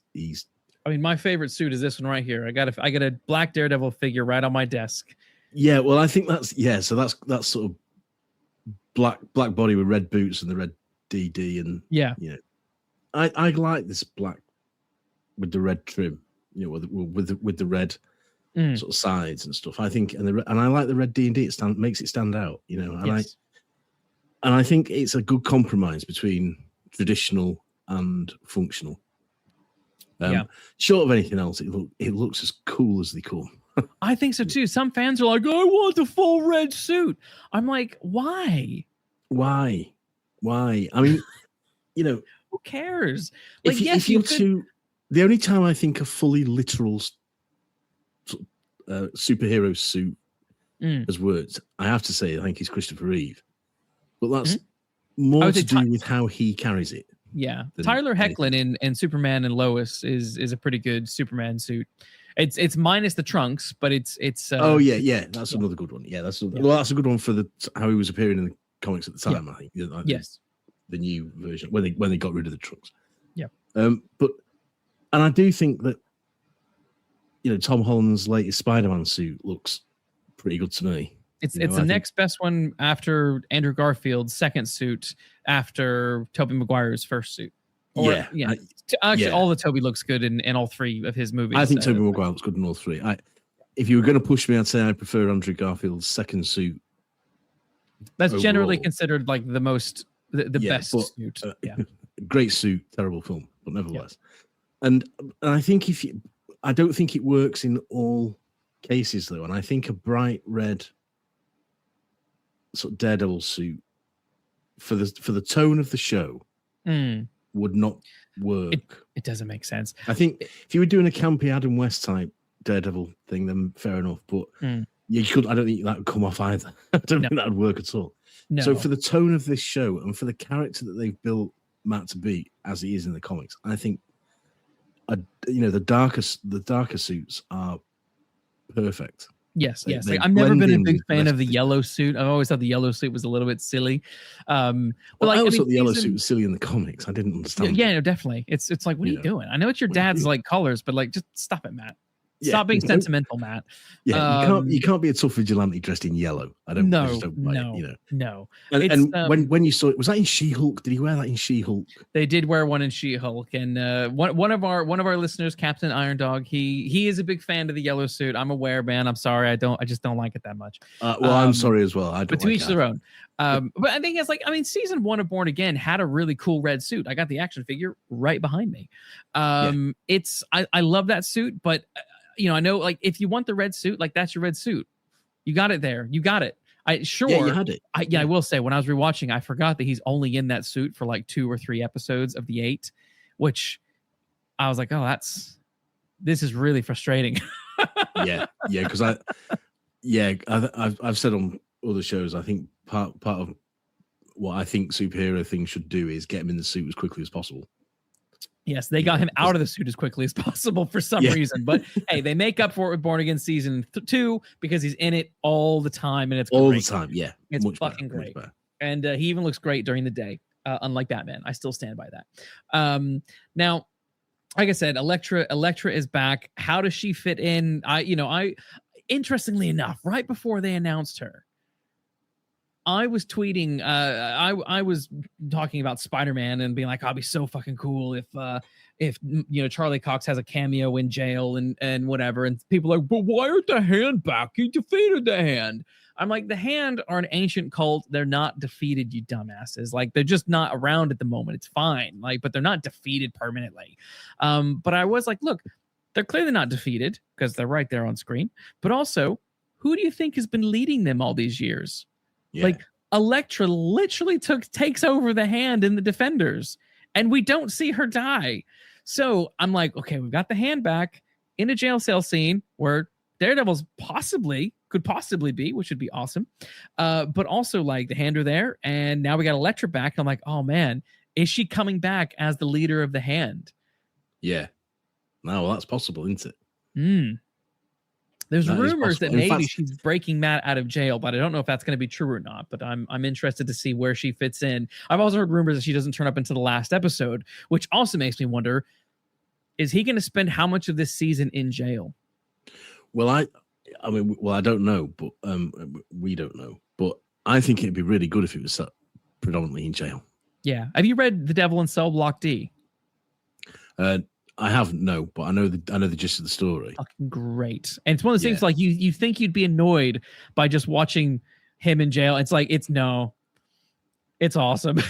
Yeah, well, I imagine they do it very much like they do Rorschach in jail in Watchmen. Basically, kind of. Yes, You know what I yes, mean? yes. Like taking no shit from anybody. Yes, You yes. know? It's great. And I know this is a slight segue, but it applies to sort of Matt's way of thinking. The idea that I'm not locked in with these people, they're locked in with me, which I think is one of Rorschach's greatest lines. Oh my God, it's amazing. It is. Great. So we'll see how this plays out now, and I'm thrilled. Like, on one level, I'm thrilled that all of these people are back. On another level, having just rewatched, because I've done a massive rewatch. I started with Daredevil season 1, and I've watched all of it all the way through. Daredevil 1, 2, Defenders season 3, Born Again 1 and 2. I have to say, I do wish more of the Netflix creative team were involved. Generally, I do wish Born Again had a longer episode count, had a higher episode count, because 9 episodes for season 1, 8 episodes for season 3. I think 9 for 1, 8 for 2. I think 8 for 3. Mm-hmm. I do think some of these stories require a little bit more time. And the Defenders was 8 episodes, and that was really quite solid on my rewatch recently. But it's also very, very focused and takes place over the span of like a couple of days. So it's very much just steamrolling ahead.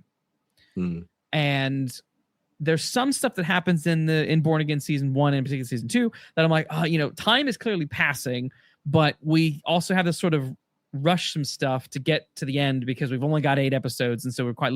So if they could just bump it up to like 10 or 12 episodes, like not to go full 13, I guess, but that was a sweet spot. 13 episodes was with the Netflix that really let you explore quite a lot, because season 2 of Daredevil does the whole Punisher story and introduces the Hand and sets up the Defenders. And at no point do you feel like you've not gotten enough of anything. It's a very well balanced season. And I just feel that one of my worries with season 3 is there enough time? Because there's 8 episodes. We've got Heather Glenn, the character of Heather Glenn is coming back as Muse, Lady Muse. Mm-hmm. Vincent D'Onofrio is obviously back as Kingpin in some fashion. All the main Defenders are back, and Elektra is back. And that's Matt's a lot in of jail. characters, isn't it? Yeah. Yeah, I think. Well, I think it's a risk. That's what I'm going to say. It's a risk because if you're going to have a lot of characters, they've all got to come alive, haven't they? They've all got to pop, and they need time to do that. They need time to breathe. And if you've so my instinct says the more characters you have, the more episodes you need. What I'm gonna predict, or my suspicion, is that Matt will spend half the season in jail and then half the season out of jail. And the half that he's in jail, the Defenders will be defending and looking after the city. Elektra might come in, break him out, or he'll get out somehow. And then they'll have to defeat whatever the next thing is. Because I don't think Lady Muse is strong enough to be a seasoned baddie. And I also don't want the series baddie to be Kingpin again. Because he was. I think the Kingpin trilogy, as I'll call it, is Daredevil season 3, Born Again season 1, and Born Again season 2. The arc of Kingpin from there to where it ends in season 2 is actually very, very strong. Despite Born Again season 1 being clunky, it's a very strong arc. So I dig it, and I think there's, you know, could be like, oh, we've seen him so much. He's barely in season 2. He's a cameo character in season 2, and in season 1, I don't think people remember, but like you have Owlsley in season 1. You have the Hand are kind of bubbling up in season 1, and he's also fighting and doing all sorts of court cases and stuff. There's a lot going on in season 1 of Daredevil. It's not just Kingpin the whole time. No, it's not. Leading to the Kingpin while he's doing other things. So I think people kind of forget that. So that, you know, that Kingpin trilogy, I think of, you know, season 3 and then 1 and 2 of Born Again are fantastic, and I don't want that to be sort of undermined by him just being around again doing more Kingpin-y stuff. So I'm interested to see what they do with him, and if there is another baddie that we aren't quite sure of, or how, you know, Elektra kind of plays into that, because but yeah, so these are kind of the big updates that have happened since we recorded, and I thought we can't not not talk about this in our Daredevil episode. So we thought we'd add a little sting to this to kind of flesh some of this stuff out now that we have a bit more information. Yeah, it will be interesting to see what they do, because I agree with you on two of those points. One is that I think allowing the Kingpin to just breathe a bit, you know, will not that it needs it overall, but it'll inject a bit of new blood into the whole show, to have a new threat. Yeah.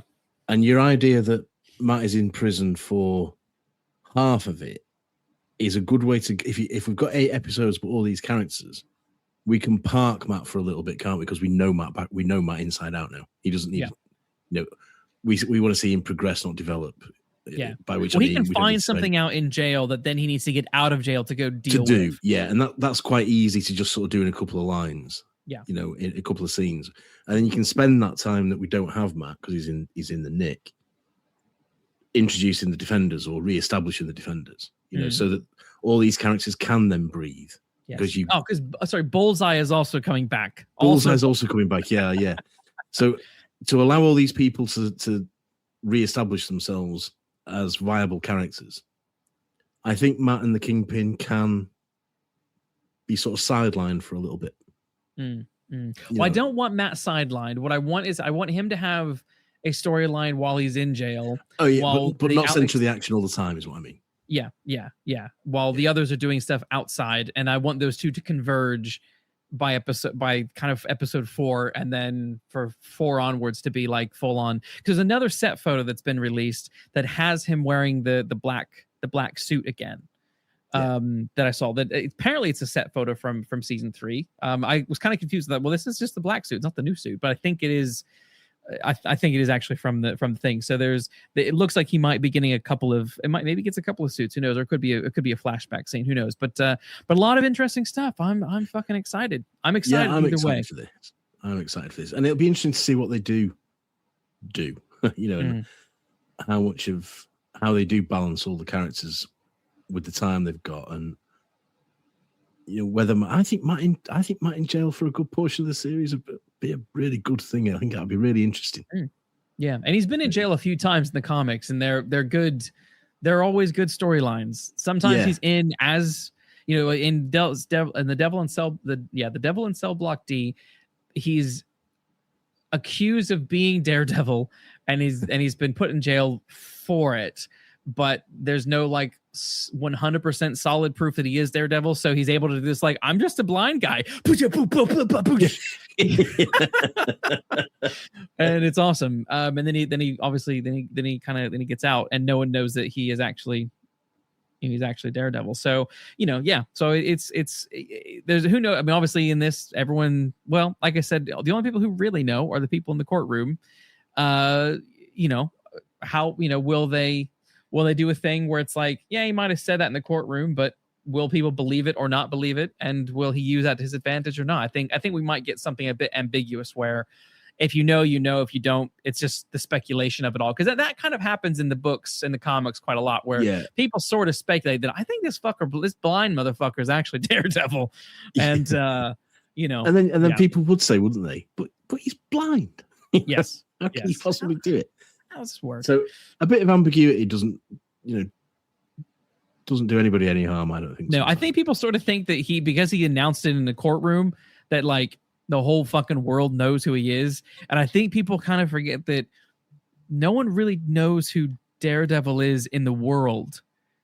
Like, no, he's not a famous superhero like Thor and Captain America. He's just some guy who's running around in a devil costume in Hell's Kitchen. He doesn't have international fame, and I think people sort of forget that aspect of Matt Murdock, because his fame is very localized. Which is what I love about him. That's what I love about Daredevil. That he's just looking after his own city.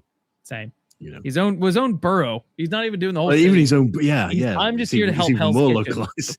Yeah, he is very localized. It's great. I love it. But yeah, so those are the additions we wanted to add on. Anything else, Matt? No, I'm really excited for it, and I'm looking forward to seeing what we suspect or what we theorize, whether it comes to pass or whether they knock us dead with something, twice as brilliant as anything we could imagine. And the current creative team, they worked on they did work on the Netflix shows. They just didn't work on Daredevil. They worked on Punisher, I believe. The new showrunner worked on Punisher and whatnot. So it's like there is connective tissue there, and you can really feel the improvement from season 2, and you can also feel that improvement trying to push its way through when you watch season 1. So I'm optimistic. I think we will get something at least as solid as season 2, but I would like for it to kind of take it up a notch. There's a lot on the line. This is kind of a Defenders sequel while also being Born Again season 3. So it's got a lot of weight. It's juggling a lot. Yeah. And I just hope it pays it all off. Look, I'm sorry. You owe me. Sure. I'm guessing that's why you wanted to meet here. He moved the guns from the port.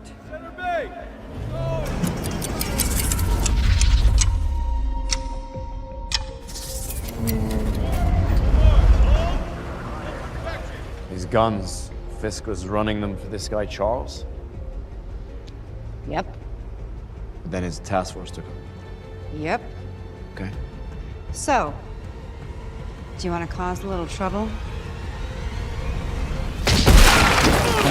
Thoroughly investigated Daredevil Born Again season 2 and Punisher One Last Kill. We will be back next week with another investigation, but in the meantime, take care walking down those mean cinematic streets.